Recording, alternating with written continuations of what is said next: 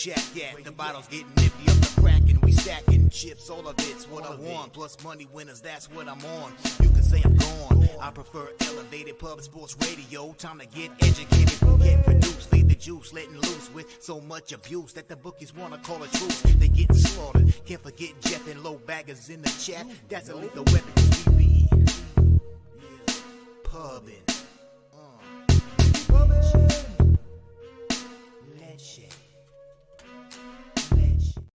Cappers, gamblers, punters, hustlers, low baggers. Happy Thursday, July 20th to all of you. Thank you for watching Betting with the Bag right here on Pub Sports Radio. Crazy, exciting afternoon action. Then we have the Rays Orioles tonight, which means a lot to my futures action.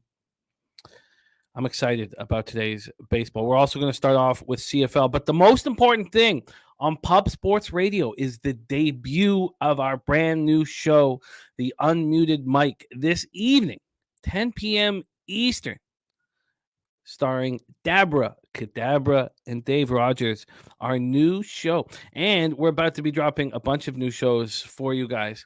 And this gets us all started. So we're very, very excited about the Unmuted Mic's premiere tonight. Catch it and support our guys, man. I'm really excited about it. My action that I made yesterday coming into the show was very strong. My additions were very poor. And because of that, I've made 7 bets. And 4 of them I didn't, actually 6 of them really. The market probably would have kept me off of them. But, I have going to be back on Toronto radio tomorrow morning. And those picks are 15 and 8. And they're all locked in the night before without knowing where the market's going. So, yesterday, the San Diego-Toronto first 3 unders, first 5 unders were just as easy as cashers get. The Cleveland first 3 pushed, first 5 cashed. Baltimore first 5 cashed. And then Colorado first 5 lost. So I was, 4-1 on those bets. The Marlins hurt me badly. The double up there hurt me badly. And Boston, Oakland first 3 under 2.5. Bayo did not expect him to get lit up and smoked. The White Sox Mets over was all market related, and Verlander at home should probably be trusted more than I trusted him. Cincinnati first 5 cashed. I got talked off the first 5 under in that game. That'll happen. It's okay. And then Atlanta first 5 -1 was a disaster. That was awful. 5 and 6 yesterday, and I was going to keep everything so clean. Like I love my first 4 bets, but I can't not fade Steven Matz today. I can't just sit on the sidelines when Stroman is pitching to see who he's going to play for, when he knows he's capable of having extremely exciting fall. I can't not fade Steven Matz. I don't want to fade the Cards full game. They've won 5 straight. They're finally starting to show something. The AL East is must-watch TV. The last 2 days, 1-9, the AL East has gone. That one solitary win from the Orioles. Padres playing like a powerhouse. It's going to be so much fun here down the stretch. And how many weeks are we away from week 0 in college football? 5 weeks away from week 0? 6 weeks away from the NFL? And we're going to have our cappers contest going again. We're going to have poker tournaments in August that, it'll be buy-in, probably $25 buy-in, but we'll also be giving out free entry into our $100 cappers contest. There's so much excitement coming here on our channel, and I can't sleep at night because of baseball. So, that's just the perils of what we do. I can't sleep for more than an hour straight before I'm like, oh, God! I wake up. That's the first thing. I'm like, Jesus! What the? And, it's just the life we chose, and we have to deal with it and the highs and lows. I won 6 straight CFL bets. I've lost 9 of my last 10. It's just, makes you want to throw yourself through, sliding glass window. It makes me want to throw myself through one. I don't know what to say. But last year, we won 11 straight months in a row, and I was just look, I'm getting better. I'm getting better, and I should expect this. I'm not having a 2023 like I had in 2022, and that's just the perils of the business. And bankroll is a priority, and my bankroll feels flimsy right now, man. So, yesterday was a very important day, and I started out great, and I didn't finish well. Today again is an extremely important day. So let's get to work. Shout out to all the cappers joining us. Viper NB Cincinnati moneyline only play locked in. I took a long look at that. Justin McElvey stacks play days. Phillies first 5 under 4.5. I bet that last night under 5 at -105. That line didn't move for a long time. Both of the looks that I'm on are sort of public unders, and the lines weren't moving. They've moved now. Thank God. But I'm on that first 5 under 5 at -105 too, low vig, and I got the first 3 under 2.5 at -105 as well. That's only moved about 5 cents. BJ MLB early best bet Brewers Phillies under 9 -125. Yeah, I love that you're on that. It was available for me as well, obviously, because I moved on the first 2 sides, but I'm going to stick with that. Ron Walsek says, any thoughts on the $1 million Haskell stake Saturday? And he's also on the Orioles over 3.5 team total. Well, I can't wait for the race. I need to study it a little more. I'm surprised that Arcangelo is not in the Dandy or the Haskell. That has caught me by surprise. I think that's going to set up Forte to win the Travers Stakes as long as Forte comes out of the Dandy winning it and looking good. I can't wait to bet that race. And how about this, Ron? I'll I could just send you an email too, but I'll have that capped. I'd like to have that capped for tomorrow's show. Huge race in Jersey. So let me get your Orioles team total though. This is a huge series for me, Orioles Rays here, and I'm a little nervous. The Rays have been in big games. The Orioles have not, but maybe they're too young and dumb to let it affect them. I'm hoping. Gary Tenebra in the house says, good morning, Bagman. Will be in the house more as football season nears. A lot of football talk here on the channel coming up. BJ says he also has a lean on Cubs money line. Want to discuss first with you guys. I'm afraid of the Cardinals bats, but I have to fade Matt, so I am on the Cubs first 3 and first 5, and I didn't take the -0.5 like I did with the Guardians yesterday. I want that first 3 push available, which happened yesterday, although the first 5 did cash. There's Sammy Culmer in the house. Great to see you, Sammy. Steve G. Razor sharp picks. God, I'm hoping to hop on with you tomorrow, Razor. I'm so jealous of what you're doing over there, man. Hammering horses every day on your channel. It looks like extreme fun. And I was talking about it with the boys when we were at Big Boss's house. Just how exciting it is what you're doing and how bad I want to be doing it too, man. Hammering horses all day and cashing big winners. Our guy Razor Sharp Picks in the house. And by the way, that squad over for the Breeders' Cup is growing. Breeders' Cup in Santa Anita, $25 to get in the infield for the Breeders. Now, our guy Ick Schnizzle going to head over to Vegas for Halloween and then bounce over to L.A., to Arcadia, California, the great race place for the Breeders' Cup. So that squad is growing very, very, very quickly. Tongue Tied says unders in the Women's World Cup. That did start at 3 a.m. It was really fun having Flash on the show yesterday. I did move on Germany and Spain. I took them to both to reach the final and to win. I didn't take the highest goal scorer or the player of the tournament, although it did correlate sort of with the action, but I just with individual player props, I kept it simple. I have 4 units on that, one on each to make to the final and to win and all that. So I do care a little bit. I do care a little bit. There's North Ender Series Business. Andrew G. And the spreadsheet play of the day is in. So not only do we have the spreadsheet play of the day, I pray that we have the ribeye or anything that Mike M wants to give us. And very exciting stuff. We have a gift. A gift has been sent to us. And I'm excited about it. and I haven't moved on it. I almost did, but I was like, you know what, I'll talk it out because it just wasn't part of my plan. Although, I said, I'll talk it out, but it does make a lot of sense. So a gift has been sent. So Ron Crawford sending the San Francisco Giants as his spreadsheet play of the day. Ron Crawford has given us 54 spreadsheet plays a day. Every single show we've had here, whether it be a Loshak show or a Jose Bouquett show or my show, he's sent in a place 30 and 24, 55.6% plus 5.49 units, ROI plus 10.17%, average line minus 103. The gift he's given us 35 gifts over the last 2 years, this season and last season. He is 24 and 11 plus 13.13 units, ROI plus 34.5%, average line minus 102. And Ribeye play today. I don't have that number in front of me here on this worksheet, but double-digit units, double-digit ROI, and thank you. Thank you guys so much. We need this so badly. Your winners help the show enormously and help our pockets, and just thank you guys, man. Fucking thank you guys. Serious business, ready to get to work. Fly White Mike says, love daytime baseball. I'm all over the daytime baseball. We'll also have some opportunities to live bet action.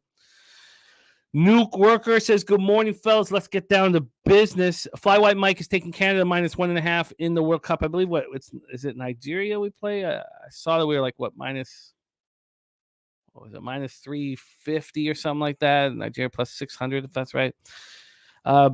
Northerner says, Chalk getting crushed in MLB last 2 days. You'll love to see it. There's Troy Torrance in the house.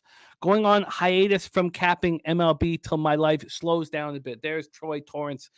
We've got a big announcement that Troy's involved in here coming up shortly.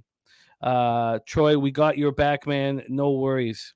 No worries. Luke Murphy says, what up? Just got back from TO last night. Watching that bum Manoa. Why you should have hollered at me, Luke? Would have loved to have met up for a drink. Says, wish they would have posted the starters before I bought the tickets. It was sold out. It was sold out for Manoa's horrific performance. Saturate says, when's the next Pubapalooza happening? Pubapalooza every year, same time. Last weekend of March. Sweet 16, Elite 8, San Antonio, Texas. And it is an Airbnb town. So hotels are expensive. Airbnbs right around the bar, money in the bank. So Sanchu says the whole world was on the Jays. Not I, Sanchu. Not I. I went 2-0 in that game and cashed them both very, very easily. Barrios with the extra rest. That was his finest performance in the Blue Jays uniform. And it was too bad that we messed up the pickoff attempt. Or, it would have been 0-0 going into extras. JT Steve G says fading the Yankees has been money. Justin McElvey cashed Diamondbacks plus 280 for the series. Beautiful work. There's Dabra Cadabra in the house. Can't wait for Unmuted Mike. We talked about it right off the top of the show. Very, very, very excited about our new show. Crypto-ish Jack Rosenblatt. What a great, great group. We got a lot of work to do. To do, and I am excited about the afternoon action. It always makes days so much more enjoyable. Talk Sports with JT has got Nerfies abound and Toronto moneyline straight bet. So he's got Arizona, Atlanta, Nerfie, Milwaukee, Philadelphia, Nerfie, San Francisco, Cincinnati, Nerfie, and Toronto as a straight bet. Let me get that right here and lock it in. All right. Andrew D says, good luck today. Jay's going up against the best pitcher in baseball. He's sure pitching wonderfully. There's Cody Norton, Lucas Ryan, DX Filer, RVD 420, Nasty Nate, LG says, Blake Snell going to run through your Blue Jays or what? K-Prop at plus 6.5 plus money, now minus 104. North End says, lowered the volume a bit, has helped me lots. NFL, I'm confident enough to have high volume, but this MLB is a grind. It is a grind. Mark Campbell, let's get it for you here. And Stimmy OG is big on the Elks plus 14.5. I bet plus 15 about an hour and a half ago. I tried to keep it so simple. There was 3 or 4 things I wanted to do in the game, and maybe I will after we talk it out because we're going to open up with that. Rocco Rogers ready to get to work. Mr. Heat, Big O, J. Peasy in the house. The sweaty butcher who banging sports talk. There he is. DJ Big Boss in the house. What an honor it was to be able to hang out at the Big Boss residence with him and his wife, Jasmine. put out an incredible spread for us. Had all the great cappers there. It was magic. Thank you. Akbar, Lucky, Lefty, Joseph Gomez says can't drop from minus 420 to minus 280. Wow, I didn't know that, Joseph. DC Capper coming off of 5 and 4. They Arnelio is on Diamondbacks, Braves, Nerfy as well. And Lucas Ryan says 15 minutes till that action tips. Wow. Okay, I didn't realize. And Gambler's first glance is in. It is the Toronto Blue Jays money line at plus 107. So we have all of the Stars action except for Mike M. And we don't need to rush that kind of brilliance. But the Gambler's first glance is in, and it is the Jays $300 Gambler's first glance. Let's put that right above the Jays game. So afternoon action, we got a spreadsheet afternoon action. We have Gambler's first glance afternoon action. We have as well, we have nighttime gifts. Let's leave it at that. Remo says, wait, DJ Big Boss married? All those comments about his love for old women was a bit? No, man. Open relationship, Rem. It's 2023, man. Get out of the cold. Get out of the cold and spread your gasm to the world. All right, let's get to work here. We're going to start in CFL, the Canadian Football League. After 6 straight winners, dropped 9 of 10. It's fucking embarrassing. So 2 years ago on this show, I hit 14 straight. In CFL, there's still a lot of season left, but it is what it is. The only lock on this show is that we'll be honest and transparent with our action. And as embarrassing as it is sometimes, and as hard as it is to look at and put up, that's the only promise and lock on the show. All right, let's get into the Canadian Football League. 8:30 p.m. Eastern. The Edmonton Elks, the very sorry Edmonton Elks, 0-6, 0-3 on the road. The Winnipeg Blue Bombers 4-2, 2-1 at home. IG Field, Winnipeg, Manitoba. It's too bad. It's too bad that the Bombers fell apart late against Ottawa, and we'll get to that. It's too bad because it was shaping up, I think, for a perfect spot. The Elks just play a lot freer on the road. But let's break it down. We're at IG Field, Winnipeg, Manitoba, 78 Fahrenheit, partly cloudy, 2 miles per hour. It is perfect weather for football. We have a market move towards these Elks. Pinnacle opened this up with the Bombers plus 15.5. Back on Tuesday at 1 a.m, they moved it to 15. Then at 3:12 in the afternoon, they moved it to 14.5. That didn't last long. Went right back to 15, then back to 14.5. That's where it's sitting at now. It's at 14.5. There are 14s on the board, and there's still a 15 at Bet365. So that is the side. Let's get into the total here for this one. We have a total that is climbing. This total opened up at 45.5, moved to 46, and then 46.5. So this 46.5 is juiced to the over. I imagine that 47s are on their way. All 4 games went over last week, and there's a lot of conflicting information to me, and I want the under. And I'll go over all of it right now. Robert Franklin leaning to the under. I'll go over it all right now. The Elks come in off a 37-29 loss at home to the Ticats last Thursday. That gives them a real important rest advantage. 2 days. That's really important on a short week. The Bombers last played on Saturday night, and that was a wild 31-20 overtime loss at Ottawa. They were outscored 25-3 in the fourth quarter. In overtime, they were outscored 16-0 in the last 3.5 minutes. Brady Oliveira had just 16 rushing yards on 9 carries. Now, if you go back to their last home game 2 weeks ago, they won 24-11 over the Stamps, and Brady Oliveira ran for 74 yards on, I believe, 9 carries. He is going to be running today. He's going to be running because that's how you beat Edmonton. You run the ball down their throat. They're terrible on the ground. That keeps the clock moving. Edmonton's defense is allowing 147.5 rushing yards per game, 5.9 yards per carry. Oliveira coming off a bad week. There's another very important thing here. You have Winnipeg on short rest and Winnipeg going into their bye week. Hard not to think about all that. Hard not to think you're done here. Now, would that make you play extremely strict? After blowing that second half or fourth quarter huge lead, would that make you tighten everything up? Let's just get the win, do our job. I think it's going to be a clean, efficient game. I think they're going to be locked in defensively more than offensively. I think the defense has been getting destroyed in the Winnipeg Free Press, and I expect it to step up here. Taylor Cornelius is expected to start for the Elks despite looking awful this year. He was 11-20 for 177 yards last week with a touchdown, 2 picks before he was replaced by Jarrett Doege. And the Elks have been getting all these points late, in games where they've been blown out. They did that against Hamilton, the 37-29 loss. They did it against the Argos in that, I forget the final score, 43-31 or whatever the hell that was. That was all late scoring. I don't think it happens here. I don't think there's late scoring here, and I think Edmonton does play better on the road. The Elks are going to be without 2 very important players, Niles Morgan and defensive lineman Jamin Pelly. That hurts. But look, all 4 games went over last week. The Bombers' last home game was a very low-scoring 24-11 win over the Stamps. The Bombers' defense has been shredded in the media all week. I expect their defense to step up, and I expect Oliveira to run a lot, and I expect the clock to keep ticking. Everybody's got the recency bias of what they saw last week, all 4 games flying over. I think this goes up to 47. Maybe it goes up to 47.5. I want the under, and I kind of want the team total 31.5 under for the Bombers, but I don't know if I go there.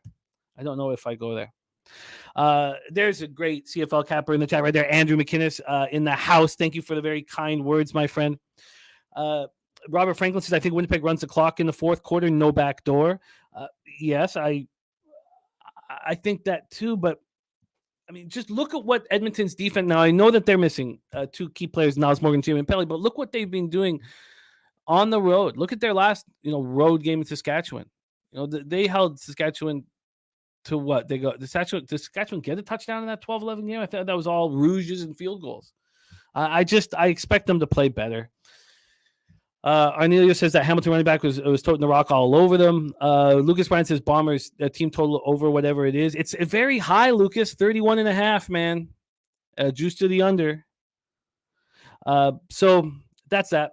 That's the game right now. I'm on the Elks plus 15. Ron Crawford's on the Bombers minus 14.5. I've lost 9 of my last 10 bets in CFL, and if you're fading me, that should give you confidence. And I kept it as clean as I possibly could. And look, I was on the Alouettes plus 6 last week with a ton of confidence. Market moved against me. I was so confident. And the touchdown with 40 seconds left cost me that. I don't feel like I'm seeing things as badly as I'm doing. But, it is what it is.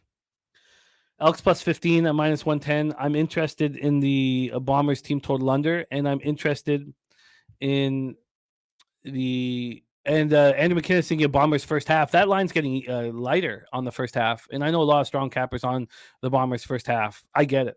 I completely get it. All right, that's the CFL for you. Great to see Andrew McKinnon dropping by. Scary to see Ron Crawford on the other side. Let's get into Major League Baseball now. Right now. And let's bring on my co-host here on Thursdays and the star of Say Hey Plays of the day. We're both in a similar spot. Last year, Jose got off to a spectacular start in MLB. And it was pretty pressure-free. This year is being filled with pressure, and it's being filled with pressure on me as well. But last year, I was under 500 until what? Mid-July? I don't know about 500. But negative units until mid-July. And then, we finished the year up 26 units. And both Jose and I need this real badly, real badly. Jose is younger than me. I don't know if his life is depending on it like mine is. But fuck, man. I mean, This is stakes are fucking high, man. Let's bring on our co-host for today's program. Please welcome the supreme leader, Jose Bouquett. Jose, how are you? I'm doing all right, Jim. You're right. The stakes are high. I do not have a full family, but I would like to not be broke. That would be very ideal as well. Poverty is not fun, but it makes you tougher and it makes you stronger. Shout out to Parkdale. I might go to Parkdale. Jim, I think I was thinking about this the last couple of days. I might have to take like a residency at Parkdale just to make me a better capper, just to make me a stronger human. I don't know. Sure. Just make sure you're indoors when the sun goes down. That's all You don't think I'd fare well? I'm not sure if you could make it from my apartment to the No Frills. I don't know what that is, but I take that as a challenge. All right. I know you still have your place. I have to bunk it over there. I do. My brother-in-law's in my spot, and my mother-in-law is just downstairs. We still got both apartments there. Good. We're gonna keep them. We're gonna keep them. Who knows? Who knows what happens in 30 foot? They clean most of the hookers out. What happens if they move the crack houses out? Who knows? Actually, it'll always be government housing. It'll never change. Well, maybe the government housing will just get a little better. Let's get to work here. Andrew G says the sounds of crime and sirens. The sirens are so funny, dude. Okay, let's get to work. Let's get to work and stop fucking laughing. Let's wipe the smiles off our goddamn faces. God, no. Oh no. You watch the video.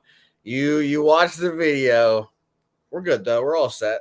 You wipe that smile off your goddamn face and let's get to work.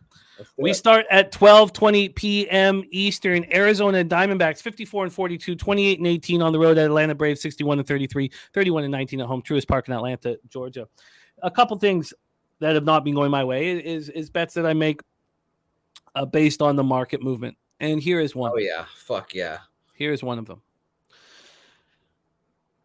In Atlanta, 91 Fahrenheit, 96 Fahrenheit first pitch, 10.3 miles per hour right to left. It's hot, but Ballpark Pal doesn't have this as a ridiculously offensive situation at all. And there's our guy, Mike M. in the house, and Nate Dogg 420 in the house as well. Love seeing you here, Nate Dogg.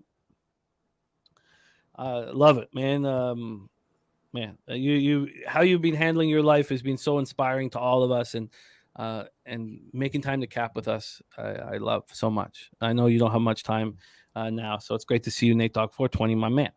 All right, so Arizona, Atlanta, Hotlanta. I thought this would be more offensive, plus 5% home runs, plus 5% runs. Now, the weather is very offensive. Remember that this is a model on historical batted ball data. So it's the effect of the park and the weather, but it's also the individual batters' hitting profiles against the pitchers. So batter projections and expected plate appearances and all that. And when you see that and you see these pitchers, Zach Gallen and Spencer Strider, who have had very, very good seasons. What up, D. Jenkins? Good to see you, man. Their splits are in the wrong spot here. We know that Zach Gallen has been getting touched on the road, and that's just not stopping. That's not stopping this year. That's just time and time again. I mean, Zach Gallen, was lights out at home for how many starts in a row, went into Pittsburgh and got lit up and smoked. 11-4, 3.14 ERA, 1.08 whip, 130 Ks, 26 walks, 10 home runs. Last start, allowed 3 earned runs, only made it through 5 innings at the Jays, and the Jays aren't hitting well. I mean, we did against Arizona in that series, but on the road, he has got a 5.11 ERA, 2-4, 5.11 ERA, 265 opponent's batting average. He's allowed 7 jacks. Spencer Strider, on the other hand, has not looked good, and he's not looked good at home. And now he has consecutive home starts. We saw what that did with Verlander. So, Peasy, I know it. It's more my fault. You couldn't make the Sunday at Big Bosses, but it's more my fault because with the young family, I couldn't get away enough, and that will change as they get older, or I keep losing in baseball and lose my family. So either way, that's going to change. Yeah, free time's coming. Maybe Carter will get a job here the next year or so. That fucking bum. What'd you call my son? Torrey Coker on the Braves -1.5 and Rays -1.5. Okay, so Strider last start allowed 5 earned runs in 6 innings. And at home, he has not looked very good. I mean, sure, I guess it's hard to break that, say Strider doesn't look very good because he still strikes out a ridiculous number of batters, 98 strikeouts and 58 and 2/3. There's Sabino Anguano said, I told y'all about the Pirates yesterday. Hey, I love it, Sabino. I love that, I was only on the Guardians first 3 and first 5, pushed the first 3, cast the first 5. I didn't move on them live. There is some concern when you're trying to sweep a mediocre opponent like the Guardians are. I want Sabino to do another retirement bet. Nothing will match the electricity of that. I just want him to do it again. There's Cuban Wayne Gretzky on Manuel Rivera home run. Nate Doggs on Gallen over 5.5K. So the Diamondbacks are hitting 259.766 since June 1st against righties. The Braves 299.05. The Diamondbacks bullpen 4.37 ERA since June 1st, and the Braves bullpen being the best in the league since June 1st. So this all leads to my action, and I moved on the over 8.5. There are no more 8.5s. There were, and I only bet this about an hour and a half, 2 hours ago. I saw it moving to 9. Now, some books did open it at 9 and dropped it to 8.5 and then brought it back up to 9. And we'll discuss that. Here, Bet365 has moved it to 9. That's where I got the 8.5 at -120. I saw that happening, and I thought, I want to get involved in this here. And I wanted to get involved. The splits correlated with what I thought could happen, but this was my final bet of the day. Here on the total, you have 69% of tickets on the under and 54% of cash. So there has been some under bets, I guess. Now, when all the books have gone to 9, some people moved again on the under. But I see sharp action on the over here. We just watched an under last night. On the money line, you have 19% of tickets and 70% of cash on Arizona. I think Arizona is probably tempting here, but Strider with back-to-back home starts, I can understand. I can understand people thinking I should not. This is too big of a price for Zach Gallen, and I should bet it. So I see all of those things happening. Let me just move over to the money line history here to see if I want to keep everything really clean and not add too much here today. This is also going to be a great live betting opportunity for us. This game pops off in 47 minutes. Atlanta opening up at -175 to now -195. So a 20-cent move to Atlanta. It tells me that the books care very little about supposed sharp money. And that happened at 10:05 p.m., the big move. There hasn't been much of a move since then. So this opened up at 5:36 p.m., -175. There was a 2-cent move 4 minutes later. And then 4 hours later, there was a big 14-cent move. So I'm fine. I'm on the over 8.5. I'm going to let it be right there. Jose Bouquett, the floor is yours. Truist Park in Atlanta, Georgia. Yeah, I mean, I'll just echo your thoughts. It seems like all these games with these like elite pitchers always find a way to go over. It's kind of shocking and appalling. That's why I was semi-interested in the over in Seattle, Minnesota, which we'll talk about later. But honestly, I just went to some pitcher props because I agree. I expect Gallen to get touched up here by the best team in baseball, the Atlanta Braves. But I wanted to look at like his ERAs because I've been, since I finally figured out where those fucking are on my websites. I've been looking at those and betting them a little more, and I'm on one today that we both are kind of fading the same guy there. But unfortunately, like Gallen ERAs at Bovada is at plus 120 for 3.5. I was hoping it would be like 2.5. We can roll like that, but I probably ended up passing on this game. I could see why people are on the Diamondbacks. Big plus money with Gallen always sounds interesting, but the home road splits are very real. And shout out to our guy Troy Torrance. I echo this a bunch. Like one of his most profitable spots was home favorites, and the line moves toward them with like more money or some shit like that. So I always keep that in mind. So I ended up passing on this game, but it'll be a fun game to watch for sure. Well, we'll be live betting it right here. This one pops off in 45 minutes. Yeah, it'd be nice if they went scoreless in the first inning and they dropped it back down to like 8.5, and I could jump in with you. Oh, okay. I think they drop it more than 8.5 if the first inning is scoreless. I think it would be an 8 at a minimum. That'd be sick, but I fully expect what the Braves. It feels like this is what happens every Braves game. Ronald Acuna gets on, he'll steal second base, and then Matt Olson or whoever the fuck just doubles him in, and then that's how every Braves game starts. 1-0 Braves, but we'll see.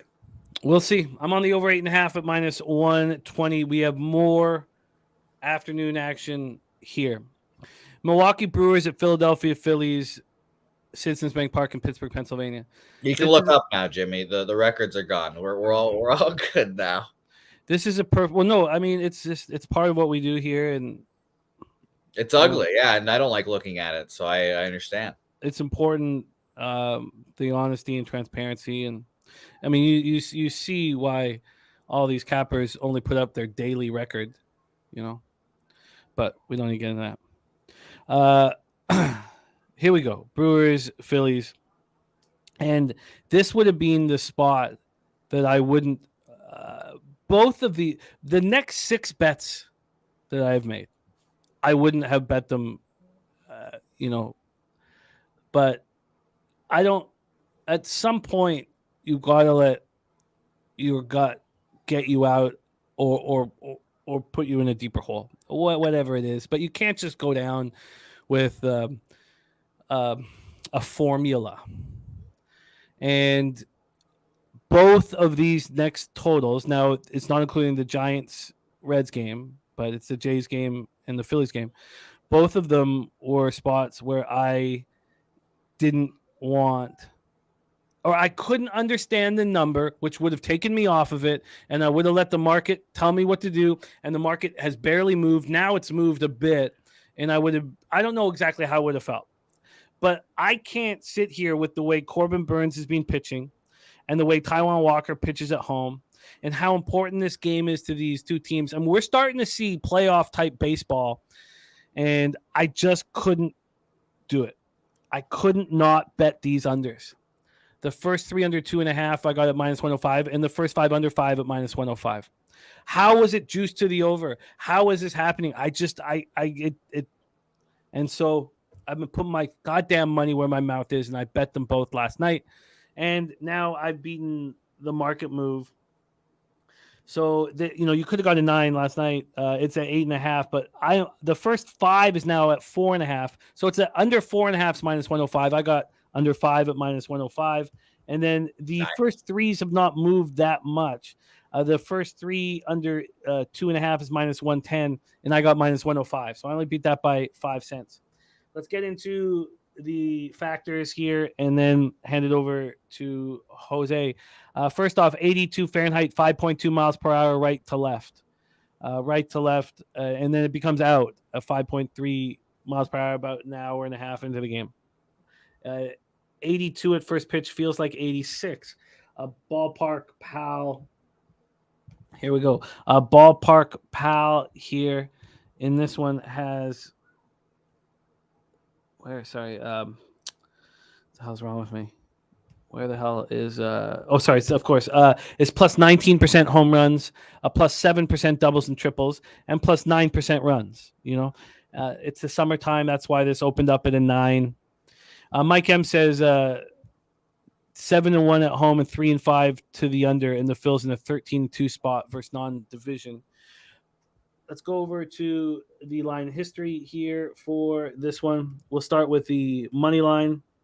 This opened up with the Phillies at minus 123. They're now minus 102. I mean, that's a big move to the Milwaukee Brewers. And Corbin Burns deserves it. He just deserves that kind of respect, I think, with the way he's pitching right now. But I love the way Taijuan Walker is pitching at home. Pinnacle is still hanging a 9 here.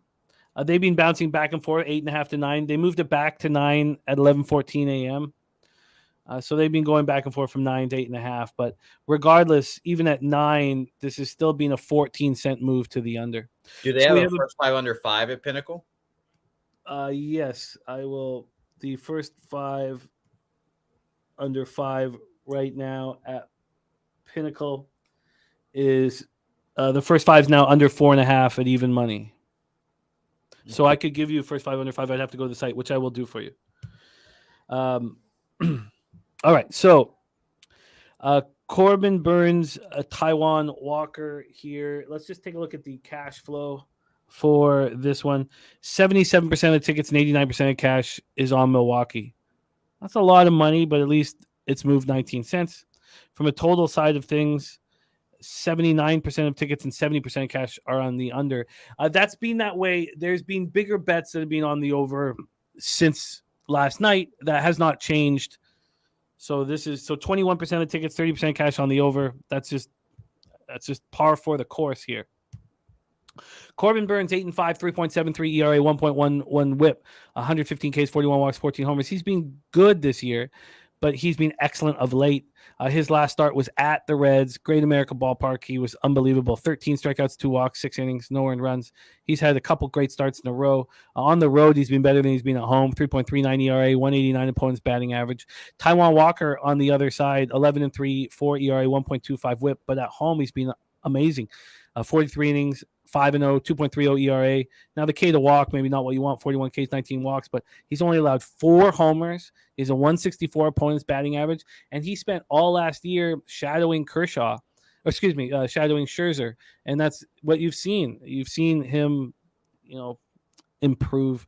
Brewers versus righties, just 225, 664. Phillies versus righties, 263, 752.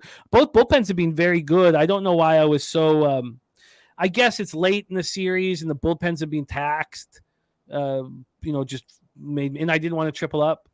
Take it away for us here, Jose. I'm on the first 3 under 2.5 minus 105 and the first 5 under 5 minus 105. Floor's yours. Yeah, I'm right there with you with the first 5 under 5. I was before the All-Star break, right before it, I was having success with the first 5 unders and unders in general, just thinking about I'm pretty confident on one side. One pitcher is going to dominate and pitch well. I think the other guy can do it, et cetera, et cetera. This is one of those cases. I think Corbin Burns can shut down an admittedly good Philadelphia Phillies lineup, and Walker, obviously, I have confidence in at home. So this is just the first 5 under. I was going to do 4.5, but I'm glad there's still 5s out there. Yes, you're under 5 here. Ooh, wow. It's expensive. That's minus 130. Huh. Let me see. I would have to build it at Bet365. Let's see if there is. Wow. Well, I'll be taking 4.5 then. I love seeing that, but good bet. I'll take the 4.5. It was like plus 105. I think you said minus 105. Just even money. Even money. All right. Well, I like seeing that. So I beat this first 5 under by 25 cents. I mean, it's... Well, that's been the last couple of days. I agree with you wholeheartedly that market moves haven't made any fucking difference these last couple of days. They just don't give a fuck. They don't. Have you tweeted out any action? Nope. Okay. 4.5 at plus 100 for Jose. And Piker is tailing the supreme leader. Yeah, damn right he is. He's not eating tonight. All right, let's move on. Next up for us, 12:35 p.m. Eastern, San Francisco Giants at Cincinnati Reds. Ugh. And Ron Crawford has been very good on our show. I know that his VIP record is not close to where it usually is, but here it's been very good. 30-24, 55.6% plus 5.49 units, ROI plus 10.17%, average line minus 103. What up, Markel? Nice to see you, man. Millsy in the house. So let's break down this spot. And we have some competition here. We've already heard some action on the Cincinnati Reds. And our guy Ron is on the other side. He's on the San Francisco Giants. I thought I copied and pasted the Reds. I think it was Justin. Oh, okay. JT? No, Justin McElvey, I think it was. No, because he's got he's got the Phillies first 5 under 4.5 as his big play. I thought I had it here, copied and pasted, but I guess I don't. But Ron Crawford is on the San Francisco Giants here. Even money on the Giants, and shout out to our Ron Crawford.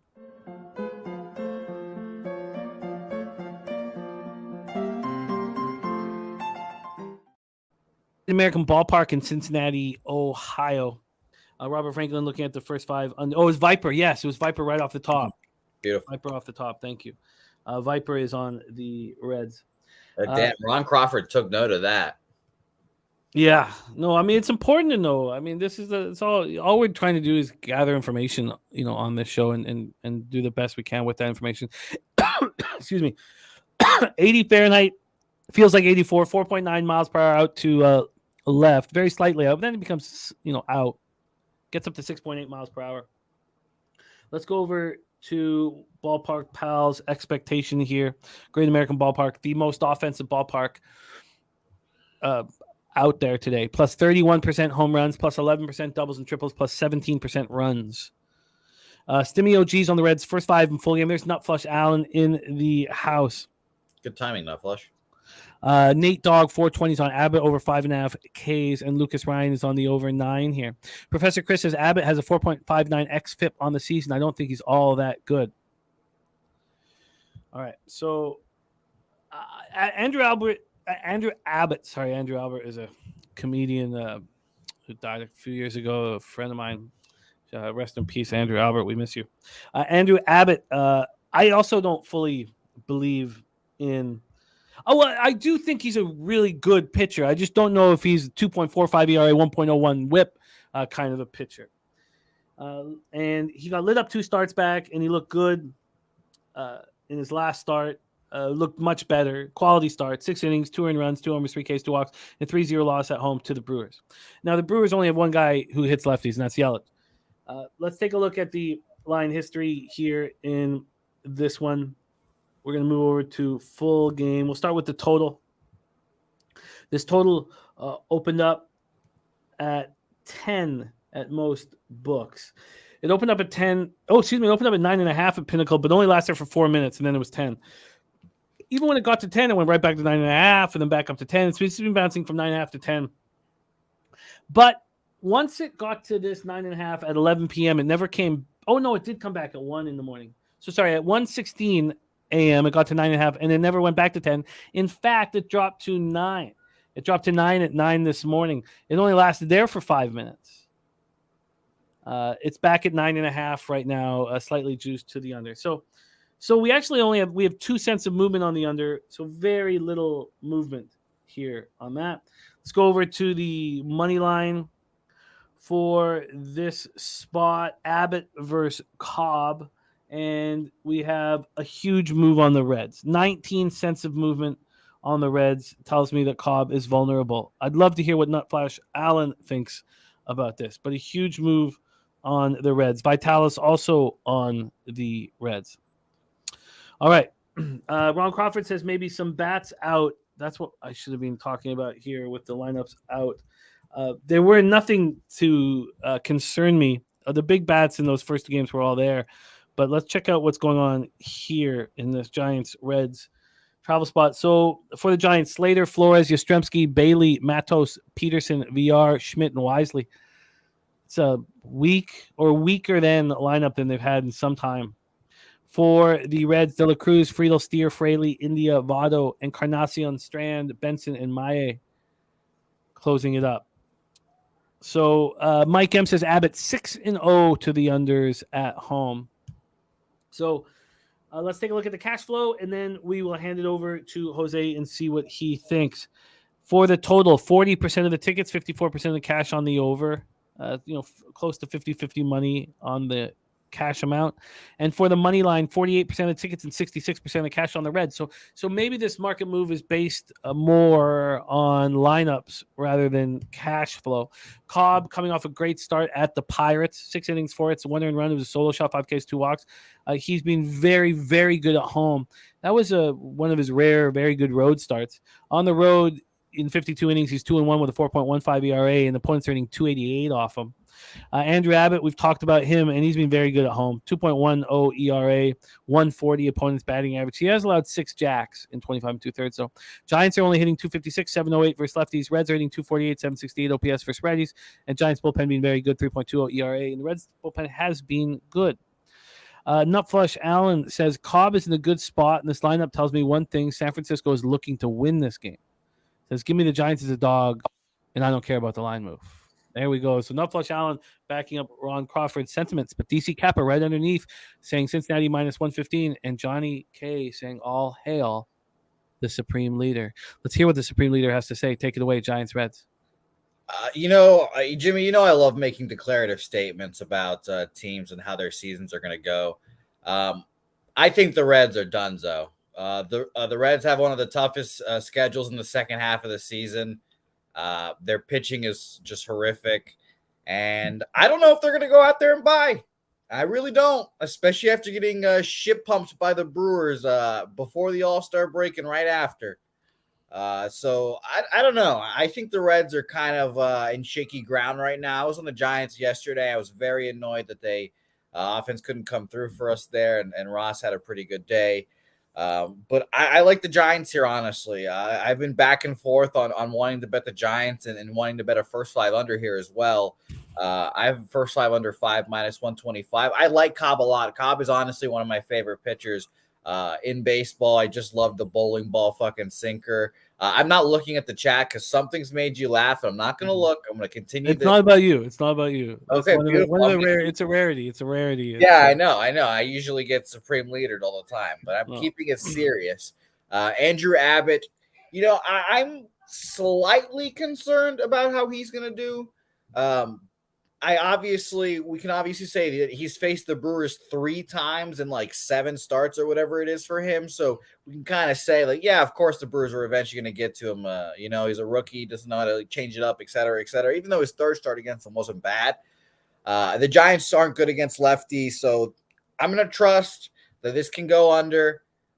And this fucking ballpark's not going to fuck me here because I know the thing about Ballpark Pal, I'm going to be very sick if this goes over. I even looked just to double check and see how does Alex Cobb pitch at Great American? Because there's some pitchers, Adam Wainwright, who fucking hate pitching there. They said the mound's all fucked up, et cetera, and whatever he said. I don't know what excuses he wanted to make, but he was very glad he didn't have to pitch there anymore. He's only pitched there twice, Alex Cobb, in his fucking long-ass career. Once last year, 6 innings, 4 hits, 2 earned runs, 8 Ks, 3 walks. And then in 2014, a great start, 7 innings, shutout. So he's been there before. I think he can pitch well. Enough Fletch is giving me the confidence to take the Giants, and I'll take the first 5 under 5 as well for me. All right, let's lock it in for you. We have a commenter using a different name, but I knew right away. I was like, oh, this is a guy who comes on to me during my shows, and I'm not going to have it. I'm going to. It comes on to you. Yeah, man. Mean? This guy fucking gets. Okay, let's stay focused here. All right. What did you want to make officially here? The Giants and the first 5 under? Yeah. All right. Let's get that for you. Let's get that. I knew it right away. I was like, God, because he used to always, and I would have to ditch him, and he'd come in with a different name. But he'd always say that same very some like just like general about me, like that, thinking that I'll say, oh, something that now, another thing I've learned, and all hosts should learn this. When there's a brand new name in the chat that says something nice about you or something like, don't say something nice back because it's often a setup, so. Make sure if you're going to say something nice back that you've seen, that recognized the name before. That's an important. No. That's not. No. That's not. Look, as Mike, I'm asking if it's Rick J. No, Rick J's in our chats, and he's on Jose's show. He's just no longer a part of this show. So, do you think the crybaby pussy meter has changed? Instead of you being the crybaby pussy, is he in fact now the crybaby pussy because of all this? Well, I think the problem is that we've both become crybaby pussies because I talk about it too much, and he actually went away and hid. So you mean that's right? I do remember someone saying you're being a crybaby pussy about being called a crybaby pussy. That was Joe Yurkovich. Yeah. So I think that him, of course, disappearing and hiding is crybaby pussies do. Yeah. But then. Me talking about it so often is also what crybaby pussies do. Fair. All right, let's go. Mike M says, I'm telling you, most guys don't respond well talking about hanging the ball sack across the bridge of his nose. I don't think I did that with him. I didn't. I don't think there was any. I'll go back, but you've said that before. I don't think I draw that. It is a go-to line of mine. Yeah, it is a popular one. It is a go-to line, but I don't think I dropped that on him. Chopsticks. Yeah, that's another one. Yeah, a little Slit right slit in the here. neck. Yeah, drink a tall glass of Tijuana tap water. Maybe here's another hypothesis. Maybe you say that less now because you're out of Parkdale. You don't feel those thoughts walking around the streets, you know? I don't hate myself every day. And maybe I don't look. I don't know. I don't know what the fuck happened this year compared to last year. I can't explain it here, but let's just lock in your action. Right. You want Giants full game? Yes, please. And by the way, Nasty Nate said that you let him have it, apparently. I don't know if I did. I thought I was pretty. You know, I don't remember it either. And I usually remember it. So maybe, I don't know. Maybe you're right. I don't think I did. I'll have to go back to. And of course you remember the show. Oh, yeah. All right. Giants full game for you. We're going to be able to give you a plus. Is a plus 101 is the best we can give you? Yes. Plus 104 at Heritage. Plus 104 for Los Gigantes. Plus 104.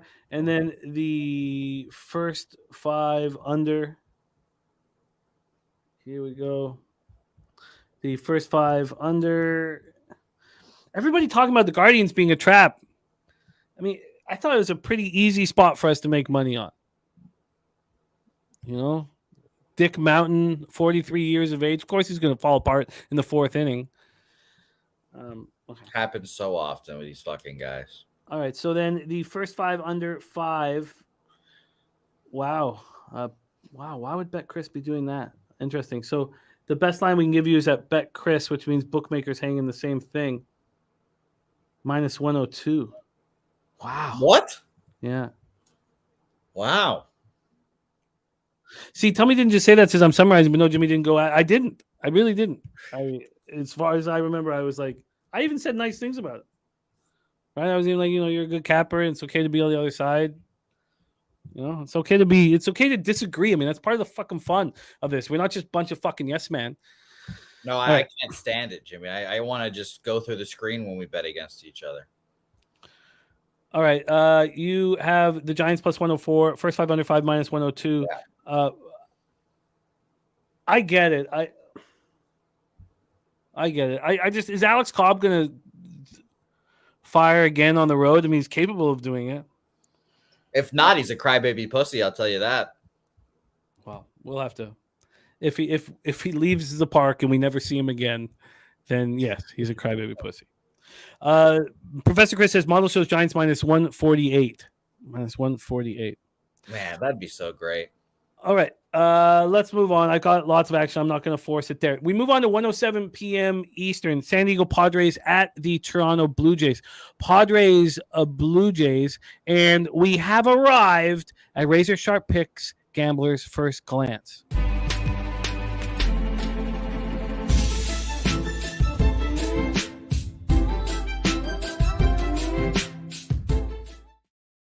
Yeah, right, fucker. Okay. All right. Let's go. Nufashan says, I have to be in and out today, but I just want to leave a little nugget with you. Looks like Pittsburgh is having family day today. And I think they will be doing the Disney trip. Interesting. That is important. How did that go the last time? I can't remember. We talked about it, but I can't remember exactly how that went. Yeah, I forgot who the team was too. Shitty memory. Dabby Cab, that's not true. Come on. That can't be true. I would never.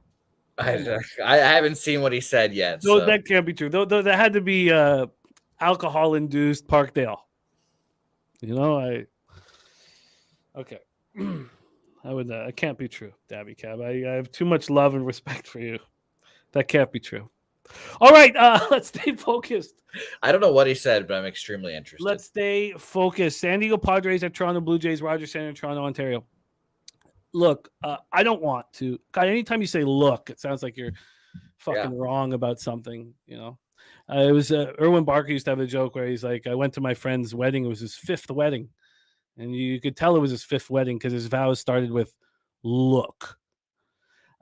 I don't want to bet unders when a team has scored 1 run in 2 games. I don't want to do it. I don't want to do it. And I have to do it here.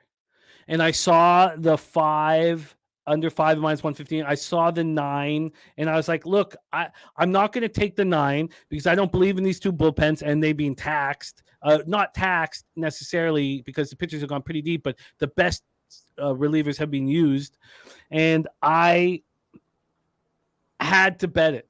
And this line didn't move, and then it did move. And I'm on the first 3 under 2.5 at even money. And I'm on the first 5 under 5 at minus 115. Let's get into this. We'll start. So one big thing that did happen was that everybody, even the announcers, were shocked that the roof was closed last night. So that, when the roof is closed, the ball just does not carry the same. And the roof was closed last night. And I was watching the game. They were saying, they were looking up. They were like, we don't know. We thought it was going to open. So that's important. You guys, come on. Is that the case? Yeah, you know what? I will admit, I think I do remember that. That is what you said to Gab. I looked at you. I'm pretty sure you said that. Yeah. Oh, Jimmy's called me a bitch before when he's drunk. I mean, it happens. It doesn't sound like me. It actually, you know what? It actually does. Shockingly enough. Blake Snell going up against Chris Bassett. So the roof is going to be open today, but and this game's popping off soon, but there is a storm that's supposed to come in at 7. So, but the roof is supposed to be open. So let's plan as if the roof is going to be open, which we all expect here. 74 Fahrenheit, 6.9 miles per hour out to left field, 6.9 to 9.1 miles per hour. Let's go over to Ballpark Pals expectations of the Rogers Center.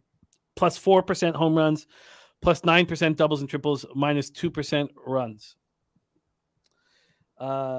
So then let's go to the line history here for this game.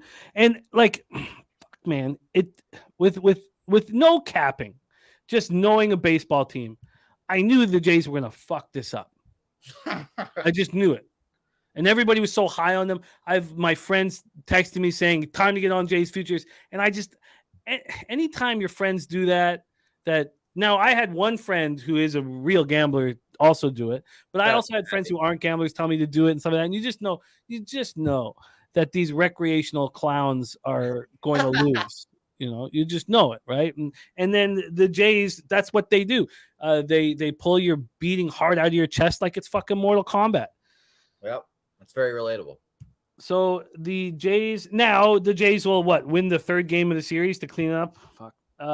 There's been no movement on the side. This came out at 6:32 p.m. And I still have no Jays futures. And I think this is the right thing to do.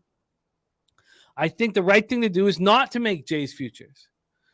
Really, I mean, if you want them, we'll bet them from series to series to series and make the money then. I feel like that's the best way to do it at this point because I don't trust this baseball team. I just don't see the intensity. I'm concerned about the starting pitching, and I don't trust the relief corps. But more importantly, it's the intensity in the group. I just don't see when push comes to shove. Like when we play the AL East, we lose. And yes. Look at the Padres. Where's the intensity from those clowns? They're 0-9 in extra innings. Look at their record in 1-1 games. Look at the San Francisco Giants. There's just differences with these teams. Yeah, the Giants passed the Diamondbacks, by the way, in the standings recently as well. All right. Rem, I am not, fortunately enough for all of us, I'm not. But there is this guy who's for 5 years, he comes into the chat and all right. I wish you would have come back. It was only a little taste. No, I draw, and I shouldn't do it because it's not part of the rules, right? We have those certain rules. Yeah. I want someone to sex me up. That's why I like chocolatey waterfall so much. It's not part of the rules. I'm supposed to allow that. Yeah, Peter that expects me to allow that. Free that man. Fuck. But I can't. I just don't want it. All right. God, this is just off the rails, man. Fuck. Okay, so we've talked about the line history. There's been no movement. Now I'm on unders first 3 and first 5 in this game, and I got 5. I got 5 on the first 5 under. I got 5 at minus 115. It was 5 at Pinnacle until 3 in the morning. That's when it moved to 4.5. This 4.5 is at minus 101. So we have, again, I'm just kind of focusing on my own action like a selfish jerk off, but I really need this fucking money. This total went from 9 to 8.5. The 8.5 is juiced to the over, and it moved to the 8.5 at the same time. The 5 moved to 4.5, about 10 to 3 in the morning. Dabby Cab says Snell has Jesus. Shout out to my girl Chocolatey Waterfall. Love her. Favorite. Oh, she's the best, man. Perfect timing for her to come in. Yeah, exactly. We were just talking about her. I fucking miss her. Von Polo in the house bet the over 76 wins on the O's. I wish I did, but Von Polo, if your Orioles will win the division, everything's going to be okay. Everything's going to be fine. Family will stay together. Everything will be fine. All that has to happen is Orioles have to win the division. And I'm nervous, very nervous about this series here right now. I would be too. Okay, Blake Snell, Chris Bassett. Let's take a quick look at the cash flow for this one. Jesus, here we go. San Diego, Toronto. We have 24% of the tickets and 35% of the cash on the Blue Jays. And we have razor sharp picks on the Blue Jays. We have 84% of the tickets and 75% of the cash on the under. I told you guys off the top of the show that the 2 unders that I bet in Philadelphia and Toronto, I wouldn't have bet with the formula that I've been using this year. But I was like, look, I'm just not going to go out like this. If I'm going to go out, I'm going to go out with what I believe is going to happen in this fucking baseball game. Enough of this bullshit. Blake Snell has been spectacular. 2.71 ERA, 1.22 whip. It's so crazy that my record is the way it is because I told you guys, and I was betting Blake Snell before he turned on the market. I told you guys this. I mean, still, who cares if you do some things right? You do a lot of fucking things wrong, and I know how it works. On the road, he's been very good. 2.98 ERA, 198 opponent's batting average. Bassett has been very interesting. He, at times, has been spectacular. At times, he's been terrible. He's had a problem with the pitch clock. He was calling his own pitches. He needed Alejandro Kirk back. Kirk will be in the lineup today. I'm sure that's being listed. Let me say that before it's and there he is in the lineup. That's the battery, Kirk Bassett. Kirk and the Pete Walker are calling the pitches, so Bassett just has to throw. And since then, he's been throwing. And I believe in him. Padres versus righties, 257-64. Jays, 251-731. That's since June 1st. And the Jays bullpen, very much better than the Padres bullpen. Take it away here for us, Jose. Padres, Blue Jays. We've talked about this game for a little bit, so I'll keep it short. I have nothing on the game. I leaned under initially, but both these teams offensively, at least the Padres, they're 4th in this last month against righties, 132 weighted runs created plus. Worried me on that aspect. Blue Jays are 101 weighted runs created plus against lefties this month, only 73 plate appearances. Full season, they're 17th, 98 weighted runs created plus. So about average. I lean under, but I passed on this game, so I had nothing. But I do have an offer, Jim. You know, people say that one of our best betting with the bags is the drunken special. We might have to do that again.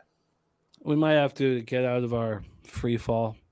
My family is very concerned that my life won't be a long one, so they've cut down my. Oh yeah.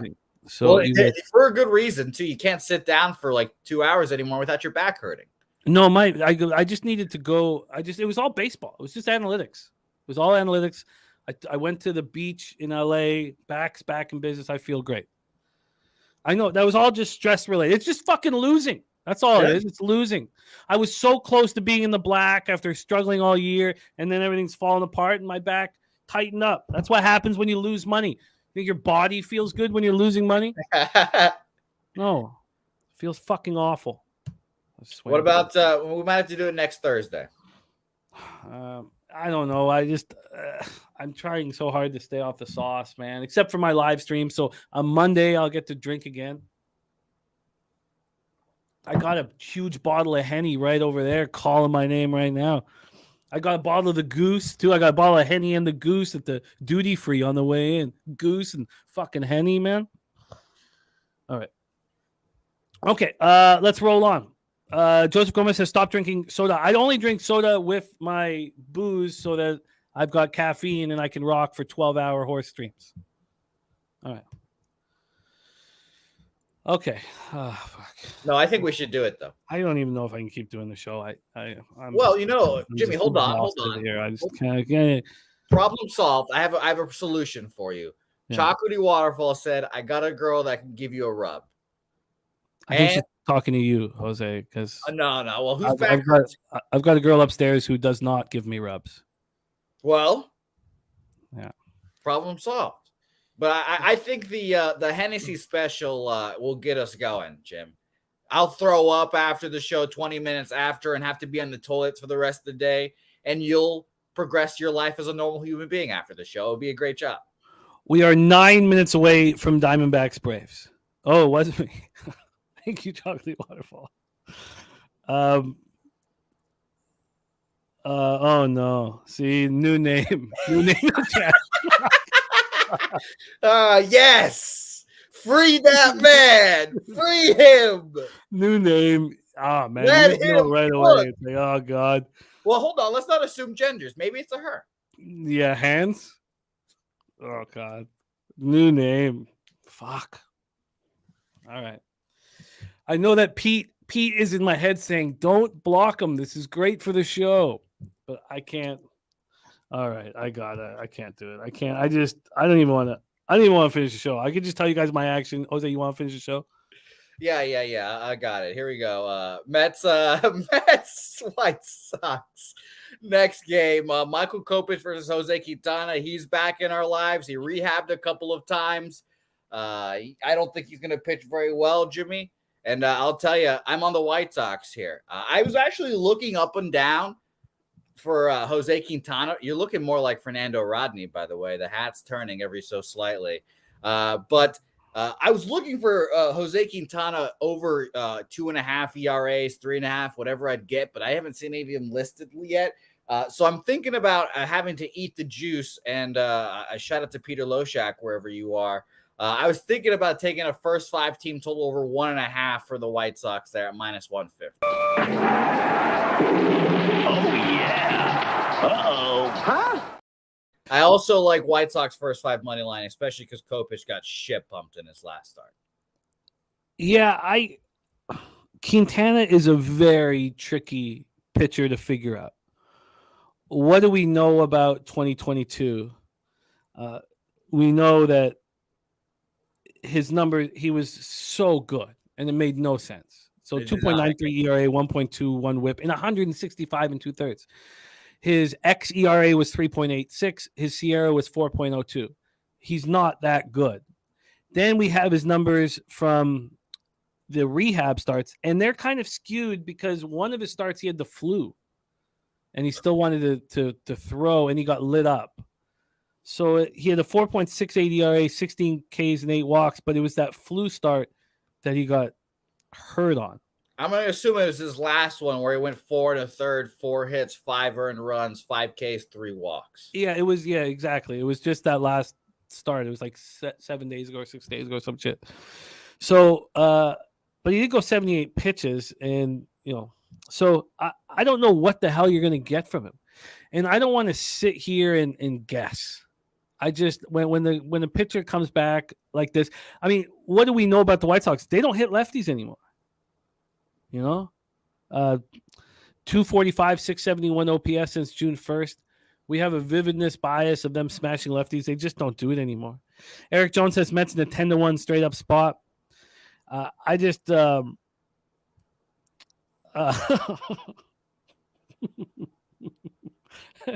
friendly salutations. Oh God. Fuck, man. This is a show where I do need the booze. So look, I don't know what Quintana is going to do, and your belief in Kopech, I don't know how to have it. I mean, so what? He was tipping his pitches in Atlanta. Is that what happens when he gets lit up? Because it's always an issue with him. Well, I wish I could say that this time. I didn't hear about it this time, but maybe just fucking sucks cock against the Atlanta Braves. I think that would probably be more a likely solution there. We're gonna see a new name in here in no time. I mean, the guy's right. You already blocked him again? Oh yeah, I did. Yeah. I can't. I just don't. Come on. But he's let him cook. He's frantically putting a new new Google account together. Hans Gruber. Oh god, no, he's already used Hans. He's not gonna use Hans. This will be a new one. Oh, God, I love it. But I think Quintana is vulnerable here. And you're right that the White Sox aren't are leaders against lefties anymore. But this year, they're average so far, 100 even weighted runs created plus. In the last month, in 128 plate appearances, small sample size, sure. They're 1,214 weighted runs created plus. I forgot what it was that Quintana was on the IL with. I have it. It's a rib. He had a rib surgery.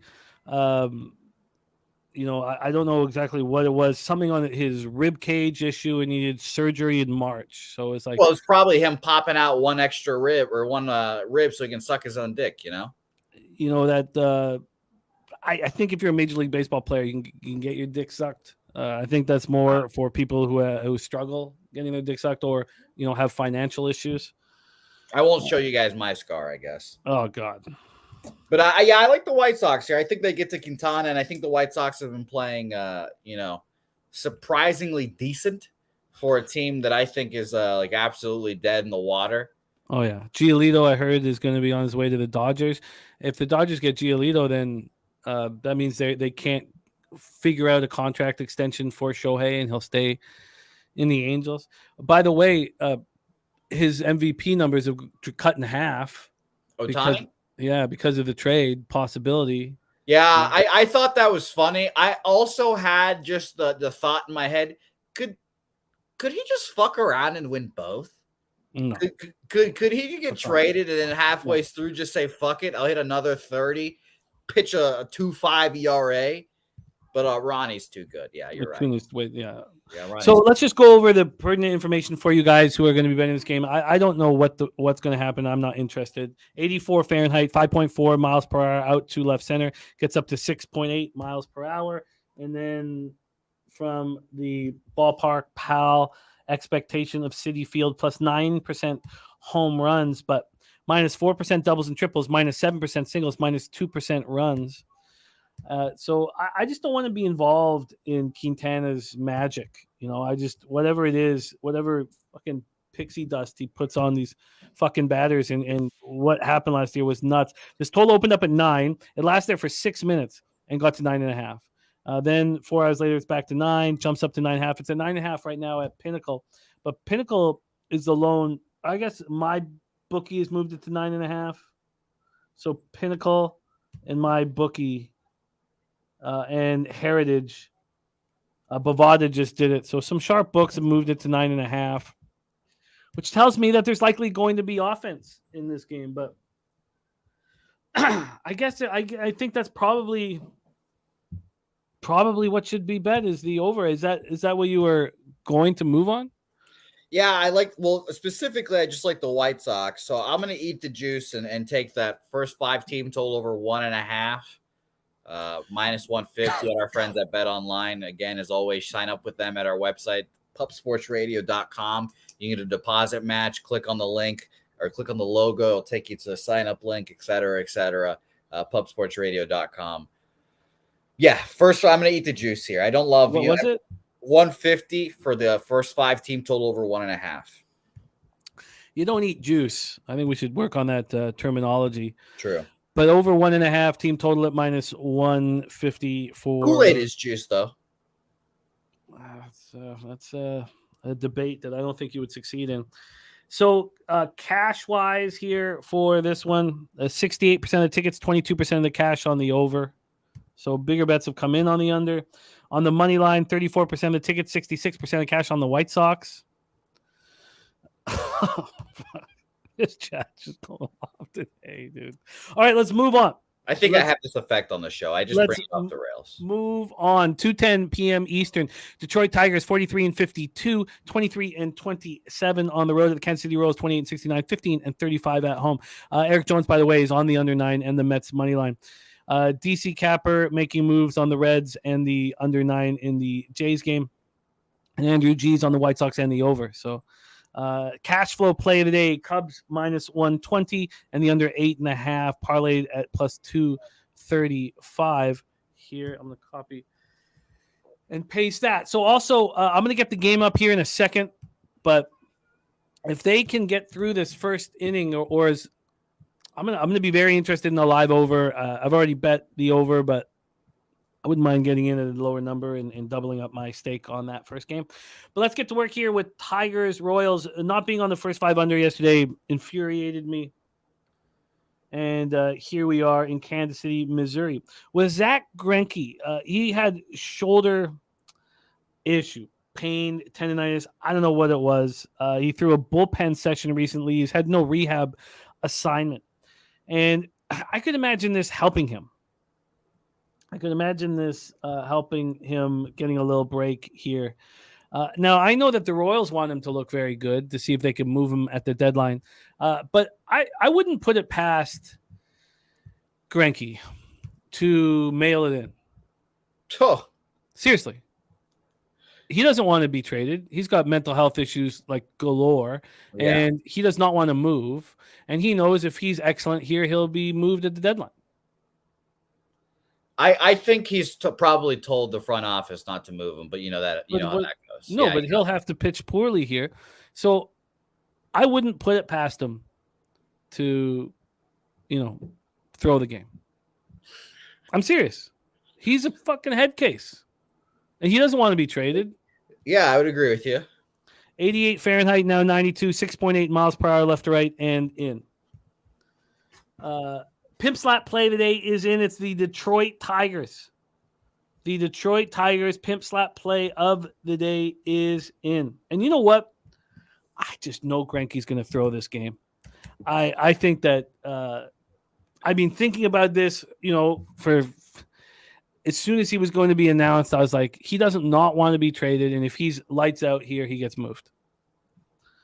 Lorenzen versus Greinke. Let's check out Ballpark Pal. They have minus 22% home runs, but plus 6% doubles, triples, plus 22% singles, plus 11% runs. Let's take a look at the line history here for this one. The total opened up, juiced 8.5, and moved to 9 at 10 a.m. It's at 9 right now. So we have a pretty decent move to the over. Let's take a look at the line history for the money line. We have, here we go, the money line in this. We have the Tigers opening up at minus 128. They're now minus 132. There was no move to the Tigers. There's been no move. The initial move was towards the Royals. It throws me for a loop unless we know that the guy's throwing the game, which obviously we don't. 54% of the tickets, 51% of cash on the Royals, so you're getting no help from the market. 86% of tickets, 87% of cash on the over. I guess that helps a little bit. And then Lorenzen coming off that beauty start in Seattle, 6 2/3 and no one runs. Now, he was in Seattle for the All-Star game. And then he got to stay there and pitch. It's a pretty nice situation for a road start. Now he has to fly into Kansas City. It's hot as balls. On the road, he's been really good this year. 3.70 ERA, 212 opponents batting average. Greinke's last start was July 4th. He had the shoulder issue, and he left in the 6th. At home, he's been very good. 3.67 ERA, but 293 opponents batting average, but a lot of soft contact. And the Tigers and Royals are both abysmal versus righty since June 1st. 227, 657 for the Tigers, 229, 644 for the Royals, and both bullpens are bad. The Tigers, though, 1.86 runs better per 9 than the Royals bullpen. Take it away for us, Jose. Tigers, Royals.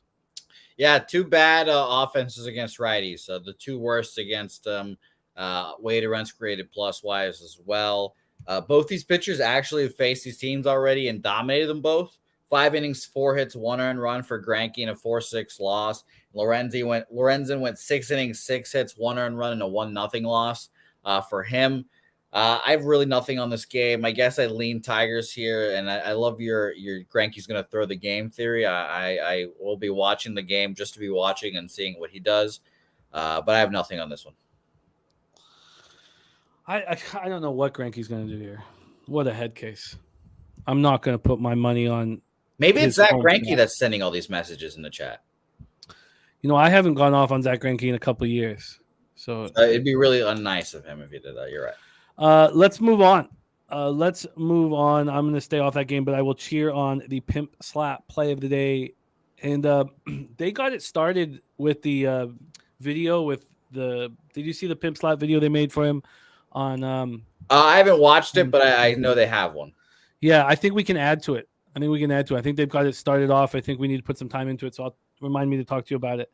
Let's go Twins, Mariners, T-Mobile Park in Seattle, Washington. Afternoon action here, 3:40 p.m. Let's take a look at the weather situation. Both of the first two games with very low totals. Both first two games have gone over in this series. We'll start with the weather in Seattle. 70 Fahrenheit, 8.1 miles per hour to center, 8.1 to 7.3. Let's go over to the Ballpark Pal, plus 10% homers, minus 10% doubles, triples, minus 1% runs. Go over to the total. This total opened up at 7.5, and it ducked down to 7 at 9:09 a.m. But it was still heavily juiced to the over, and then right back at 7.5. It's basically the same thing.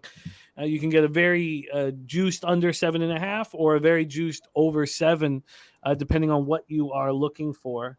And then for the cash flow here, you have Seattle opening up at minus 130. They're now minus 115. So we've got a 14-cent move to the Minnesota Twins, who are going for sweepage here. Cash-wise, we have these Mariners. On the total, 62 and 62 on the under. On the money line, 66% of tickets, 78% of cash on the Twins, and the big market move towards the Twins. Nate Dogg's on the over 7.5. Mike M says maybe Dabby and Cash maybe Dabby and Dutch should finish it. We've all seen what Jose did to the Moose video. Poor guy's head is upside down when he's trying to eat. So there's. I personally love the Moose call. I know.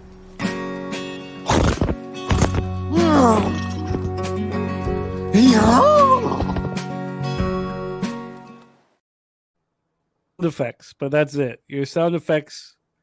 We could use your sound effects in the Pimp Slap play of the day video. We could just use that. Oh yeah. Yeah. Is that the sound of someone getting Pimp slapped?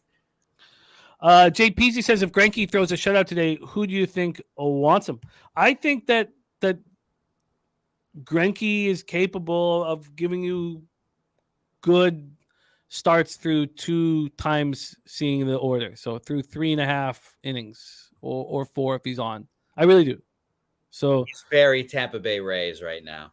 Oh yeah. So I just, if he wasn't a head case, he would be picked up for sure.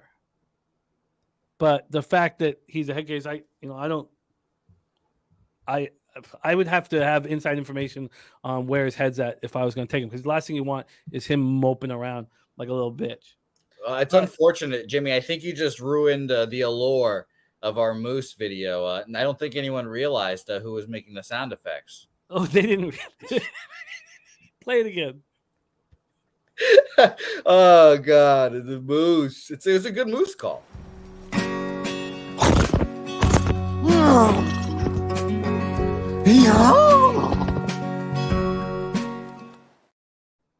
I thought that was a real Moose, I'll be honest.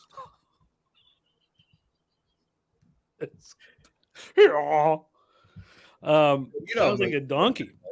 Yeah. We have Pablo Lopez on the hill. He was absolutely spectacular until that last start after the All-Star break. He gets out of his rhythm, and then all of a sudden he gets lit up at Oakland. The opportunity for him to bounce back here, I think, should be very high. I can understand why people are on the Twins. George Kirby, your guess is as good as mine. He's either fucking spectacular or he's absolute trash. There's been times where I've timed it right, and there's been times when I've timed it wrong. And I don't want to play that goddamn guessing game anymore. 3.81 ERA at home. Twins are hitting 248, 761 versus righties. Max Kepler's hitting the ball hard right now. Mariners versus righties, 221, 702 OPS. Twins bullpen, 3.66 ERA. Mariners bullpen, 4.56 ERA. I just feel like this is a guessing game with these two pitchers that makes me uncomfortable. Shout out to Arthur Meade Jr. Celebrated his 50th birthday yesterday. We love you, Arthur. Happy birthday once again. Hope you had a great, great day. Take it away for us, Jose. Twins, Mariners. Yeah, I've cashed on the over and the Twins in this series, and I admittedly like the Twins here again. Twins have been hitting the ball well. They're the best offense in baseball against righties this month, 137 weighted runs created plus. So I like that they can get to George Kirby here, but I don't want to bet it, honestly. I mean, I kind of feel the same way. George, their records kind of indicate exactly who they are. It's not very often when that happens, but George Kirby's 8-8 because some days he'll look like the 6 2/3, 6-hit, 1 earned run at Houston, and then the next day he'll look like 5 innings, 8 hits, 6 earned runs against Detroit.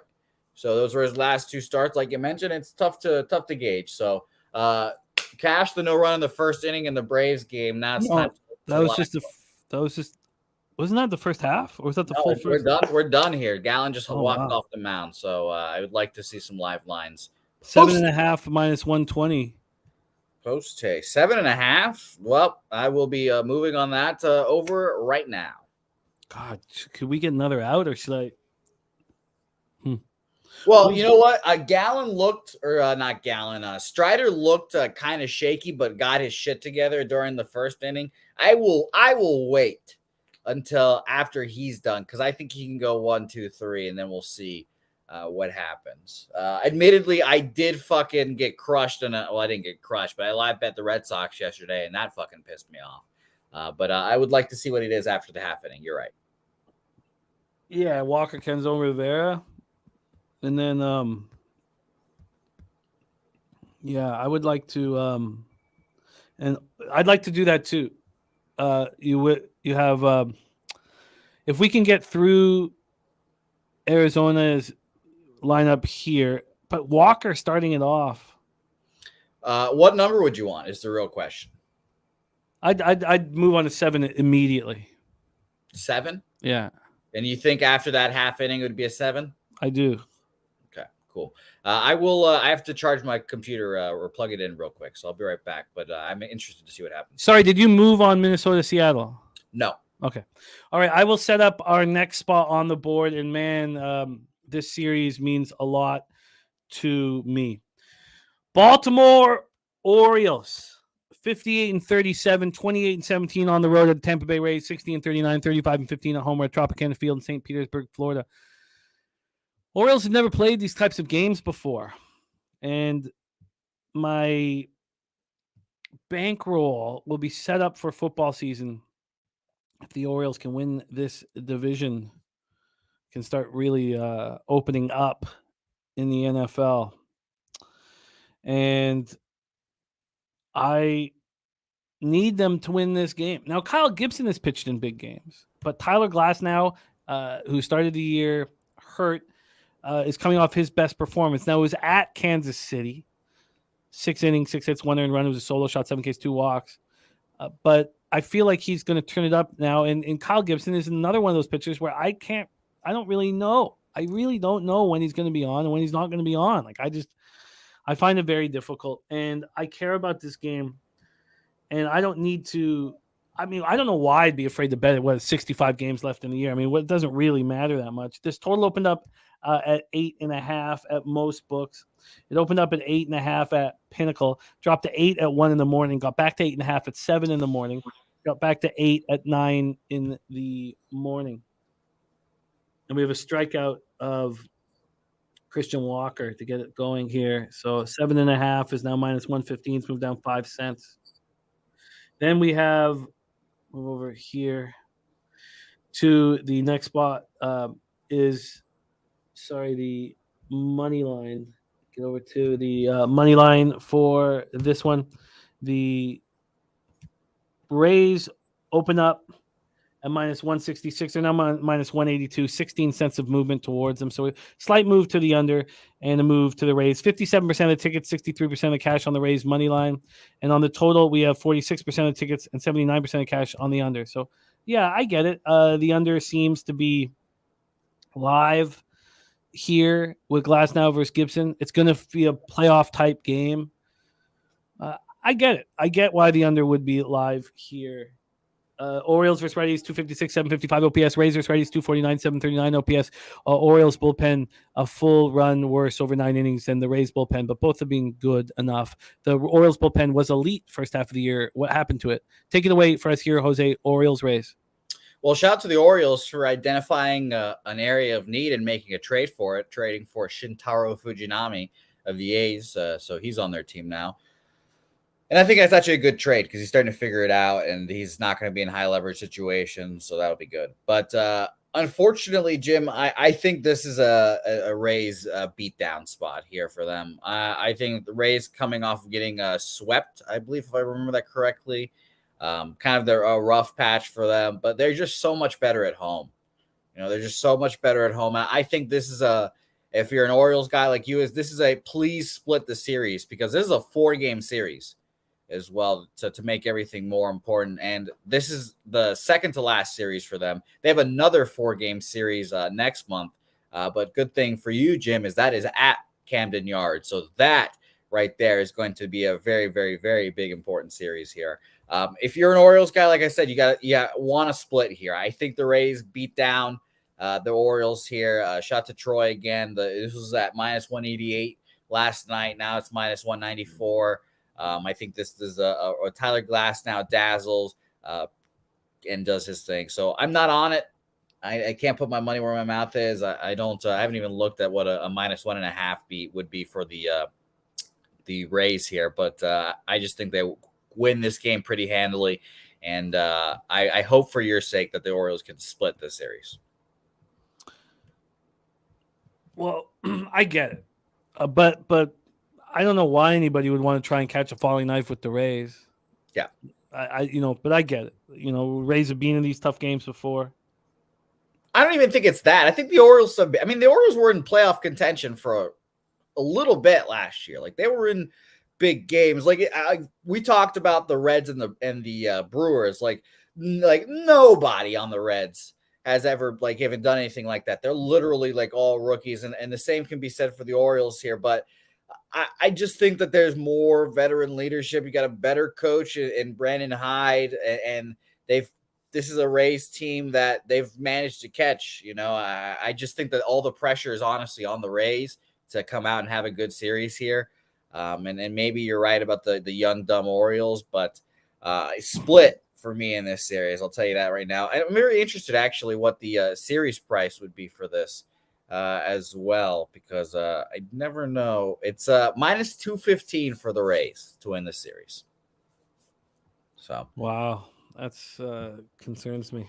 That's high. Yeah, that's pretty high. So I'm off this game, but I think the Rays win going away. Mike M, by the way, Ribeye Pod, Randy Arozarena. Oh wow, 38.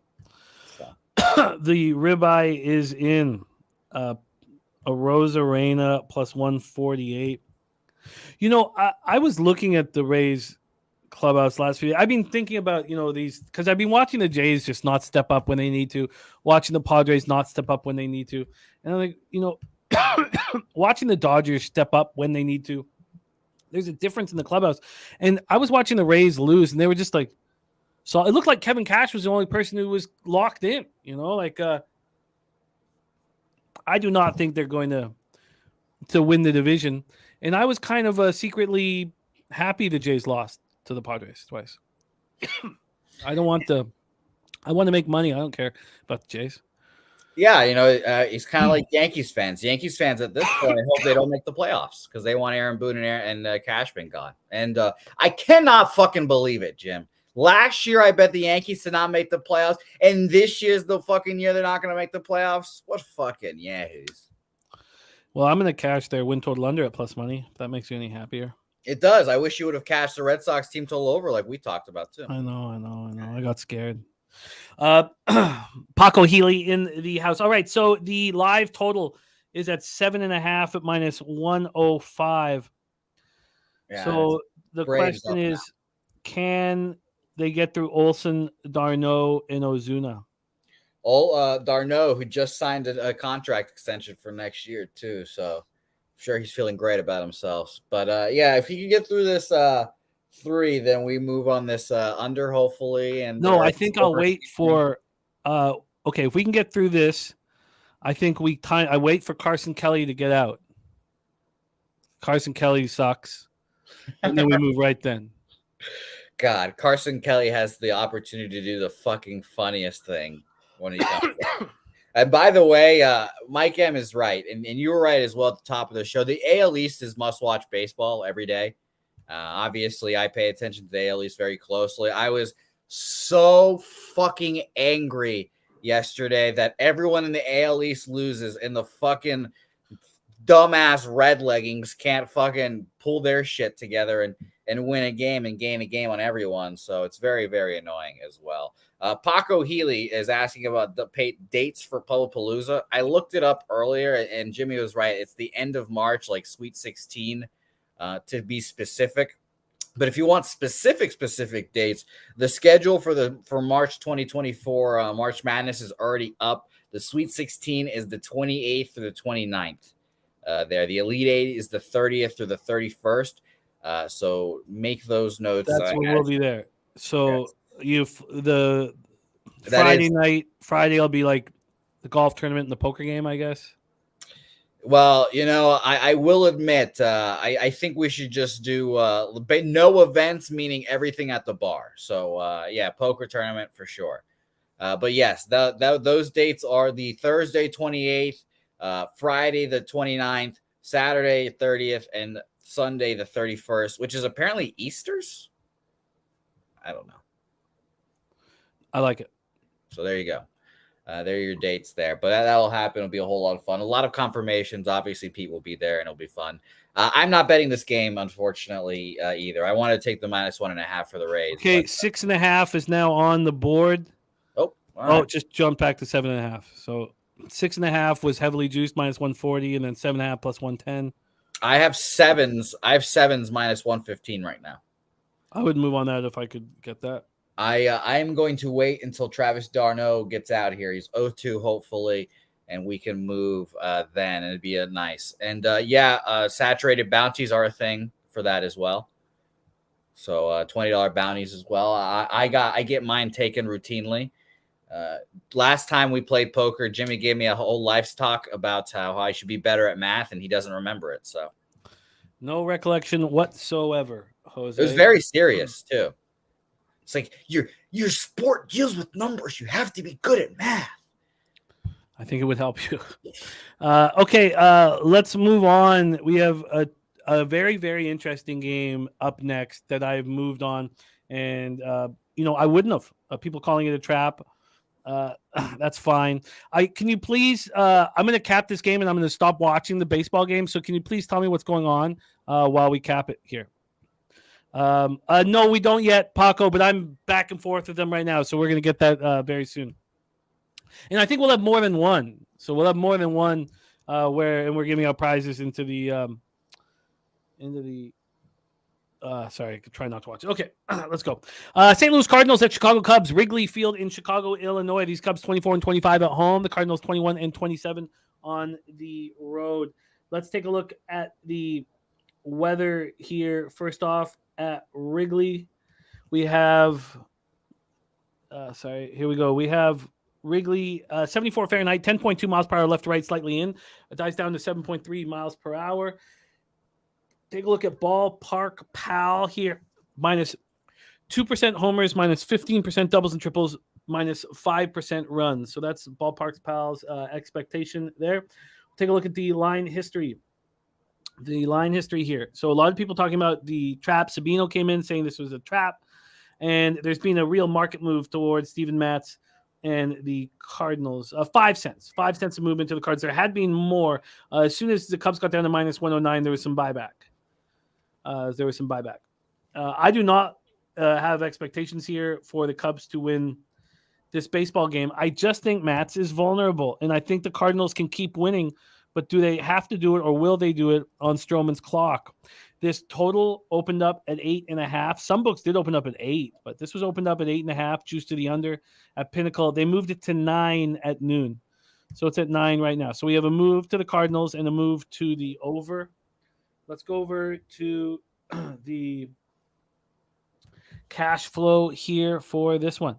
We have 52% of the tickets and 87% of cash on the under, and yet it's just been a constant move to the over. Darno strikeout. I have 7 minus 125 still. I have 6.5 at minus 135. I've never can time this perfectly, but I'd sure like to try. Fat ass Marcell Ozuna is up. So then we have for the money line, 57% of tickets, 58% of cash on the Cardinals. Look, the Cardinals seem live. I would never have bet this. But I'm just like, look, Stroman is going to shove. I don't trust Matz. I know Matz has been a little better. Now he knows he's going to start. He started, twice in a row. Vital says have sharps on Cubs and under, but the analysts on the over. They don't want to side. Can't wait to hear your breakdowns. I'm nowhere on this game. So, look, Stroman wants to go to a team and have a big – look, if he was re-signed, he knows the Cubs don't want him. So he doesn't like them. And he is ready to move on to a team that will sign him. Now, I bet you if the Jays pick him up, they might not want to sign him. I get it. Here, Stroman coming off a great start at home versus the Red Sox. We have back-to-back consecutive home starts, 2.69 ERA at home, 167 opponents batting average. Look, I got first 3 and first 5 on the Cubs. And that's what I'm going to stick with. I see the Cards winning 5 straight. The Cards can get back into this divisional race, which is shocking. And I do not trust Steven Matz whatsoever. I do not think he's a good pitcher. He's coming off a start at home versus the Nats, and he couldn't get through that. On the road, he's got a 6.03 ERA and a 3.24 opponent's batting average. So, yeah, the Cards can win this game. The Cards can come back late. Cards can do whatever they want to do. But I think Stroman can get me paid in the first 3 and the first 5. And if I was just doing this on markets, I wouldn't be on this bet. But with the way things are going right now, if I'm going to go out, I'm going to go out on what I think is going to happen, not what the market is going to do. Got out of the inning.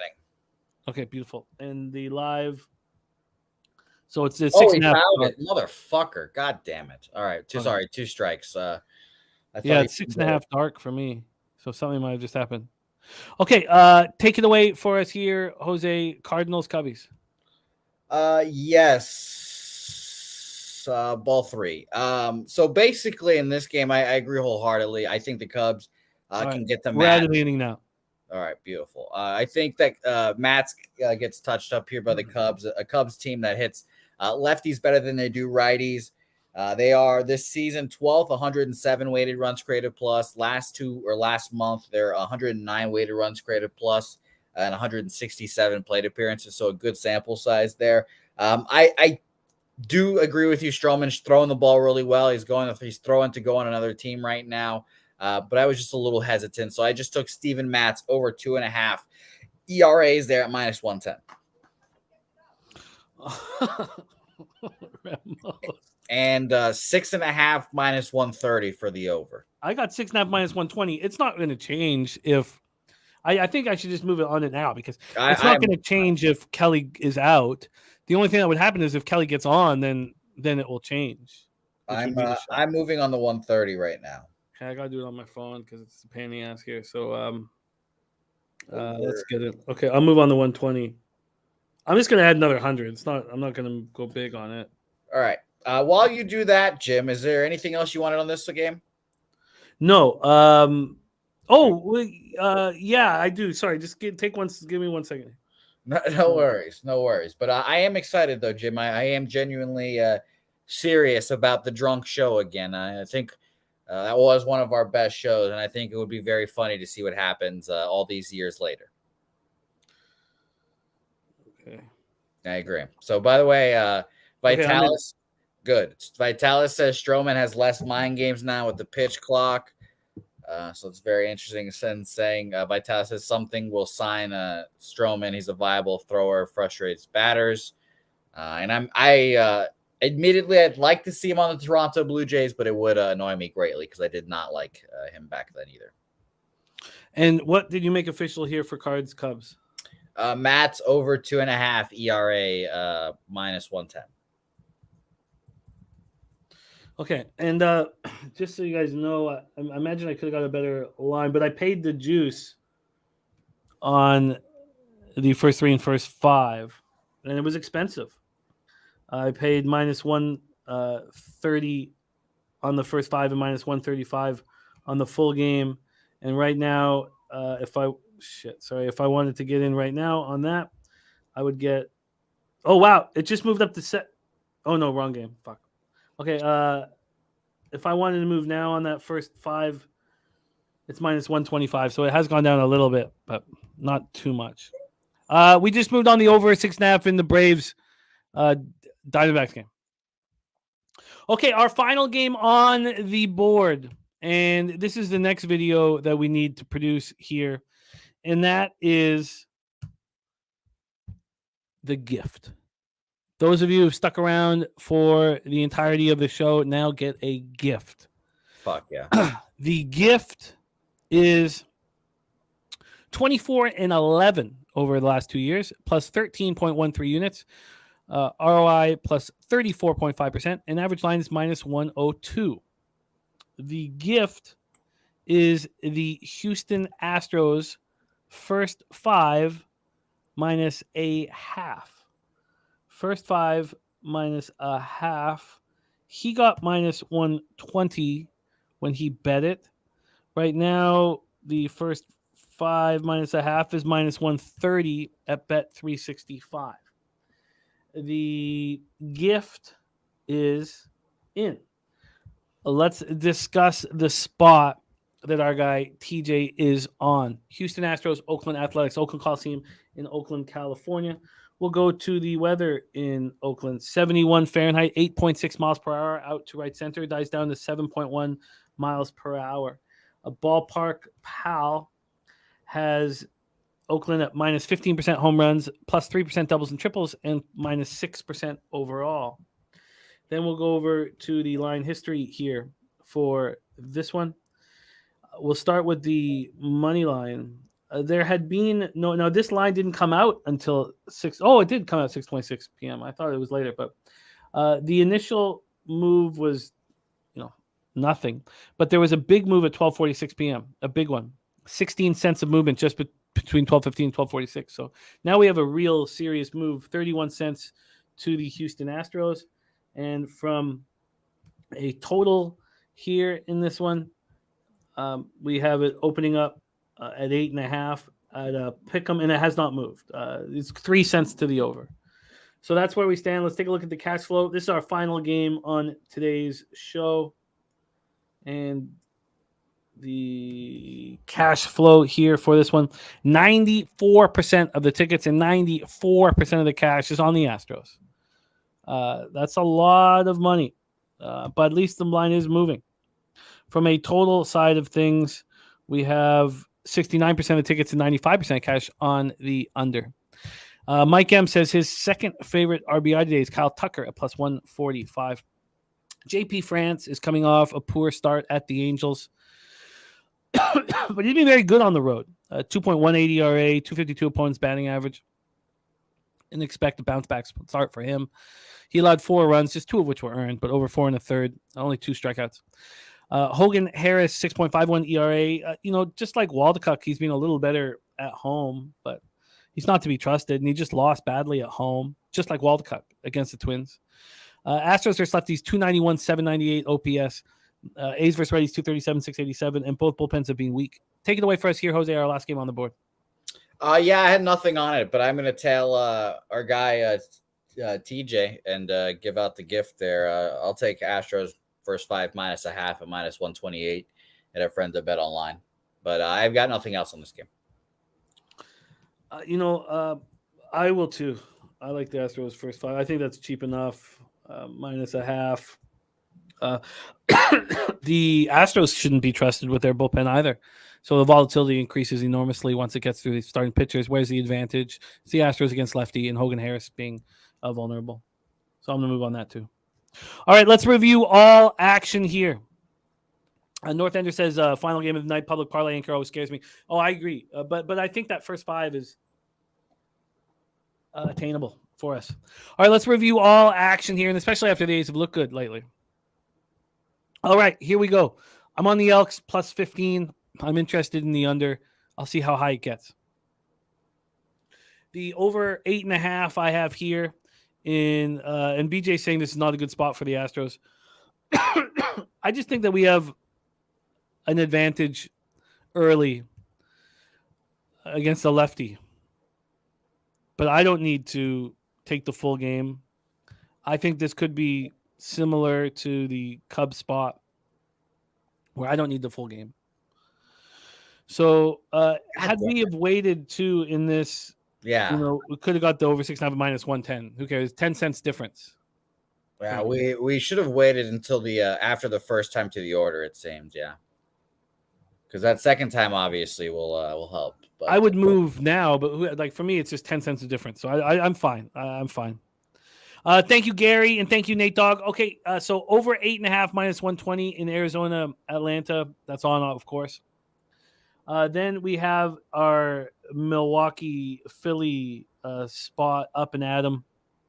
I'm on the first 3 under 2.5 and the first 5 under 5. We just got out of the second inning, the top of the second. So we're through 9 outs without a run being scored. It'd be nice to start the day with this.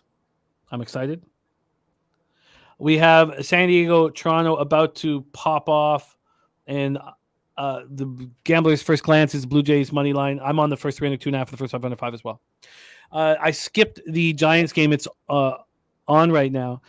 Giants plus 104 and first 5 under 5 at minus 102 for Jose. They're also through 9 outs. So that's for Jose. And the spreadsheet play of the day is the Giants. You got my Brewers under as well, right?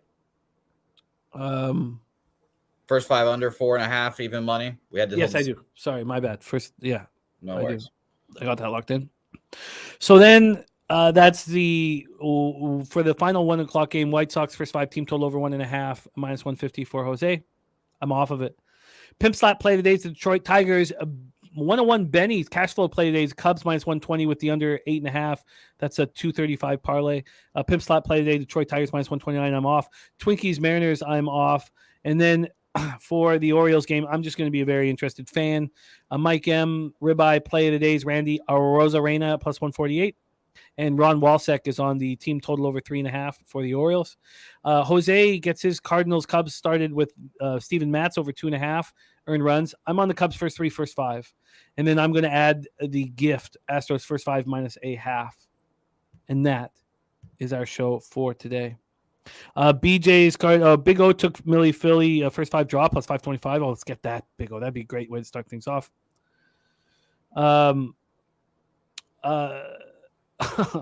This cough seems fishy. It's just from the flight. I got sick. Not bad, but just Carter and I are dealing with a cold since the flight. I'll get over it soon. BJ's card. Brewers Phillies under 9 and Rays money line. So that's for BJ. Thank you guys so much. It means a ton that you support our show. Nasty Nate, BJ, Big O, Arnelio, North Ender, Paco. Did you say that? That's how I say it. Nate Dogg 420, Gary Tenebra. But he can tell me if I'm saying it wrong. I've been calling him Ronillo in my head. Not me, Arnelio. But who knows? But let me know if we're saying it wrong because we don't want to mess that up. That's not fun hearing your name wrong. Thank you, Loopy. I wish it was Arnilo. Oh, Arnilo. So it's not, you don't roll the L's. Arnilo. Yeah. Arnilo. So he's not right. One of us, apparently. No, he's not. I thought he was. Arnilo. I'm going to copy and paste that. Arnilo, you're in Arnilo. North Ender, thank you. Big O. Nate Dogg 420, Gary Tenebra, Vitalis, Jojo, Rich, Robert, Franklin, Fly White, Mike, DC, Capper, Lucas Ryan, Steve G, Loopy, Rem Most, Saturated, JPZ, UPK, Ayash Yala. Thank you guys. Truly, truly thank you for your support here. Rocco Rogers, Thank you, guys. Justin McElvey. Justin McElvey's team total is in action right now for his play of the day, and that's the Phillies first 5 under 4.5. And we're on our way. Let's take another look at what's going on here with our live action. Nary a run on the board. No one scored yet. Yeah. Nary a run on the board. That bodes well for me. You know, it's so funny. I thought, actually, we don't need to go into it, but there was some talk about how what I've learned about baseball is not to bet unders, and it's like, oh, that's what I want to hear. And anytime I hear something like that, I know my unders are going to pay out. And also, that's what we want. That's what you want gamblers to think. You want gamblers to be afraid to bet unders because you'll just get a better number on them. JPZ live bet the over 7.5 in the it's at 5.5 now. God, 6. I would bet that right now. Loopy saying stay away from the CFL total will be a nail biter. I feel you. But let's get paid. Let's get some runs here in Arizona, Atlanta, and see this change quickly. It would be nice. Robert, stop blocking the love. Jose, can you please bless our action and lead us into the future, my friend? Yes. Jimmy, again, for the third time, drunk show. If we don't get our shit together and have some decent days by the end of July, that first Thursday in August, we're going shot for shot again. Okay, if we're not if we don't change things around, then I agree. If we're not at least at like my -10, you know. I feel you. I agree. I'm down. So that'll change our spirits and send us into the promised land, and maybe it'll be some good contact and absolutely no smiling during that show. There'll be fucking no fun and games on that show. Serious business, as our guy says. Shout out to everyone in here as always. Paco, Kong, Robert Franklin, the fix is in. North Ender, JPZ, Loopy, Ranillo, BJ, Nasty Nate, Big O, all you guys. Again, a reminder, tonight, big night. Dabby Cap, Dave, Natasha Tush. Admittedly, I saw she tweeted out the program was going to be on today. I was very excited. And I you know what? Hand up. I looked at her Twitter. Hand up. I looked at the media section on her Twitter. I did it. And maybe you guys should too, so you can know who's going to be on the show tonight as well. Thanks everyone for watching. We'll be back here again mañana. It's going to be a great day. Until then, these motherfucking bookmakers have been getting our asses recently, but it's our time to strike back. Leche a los bookmakers.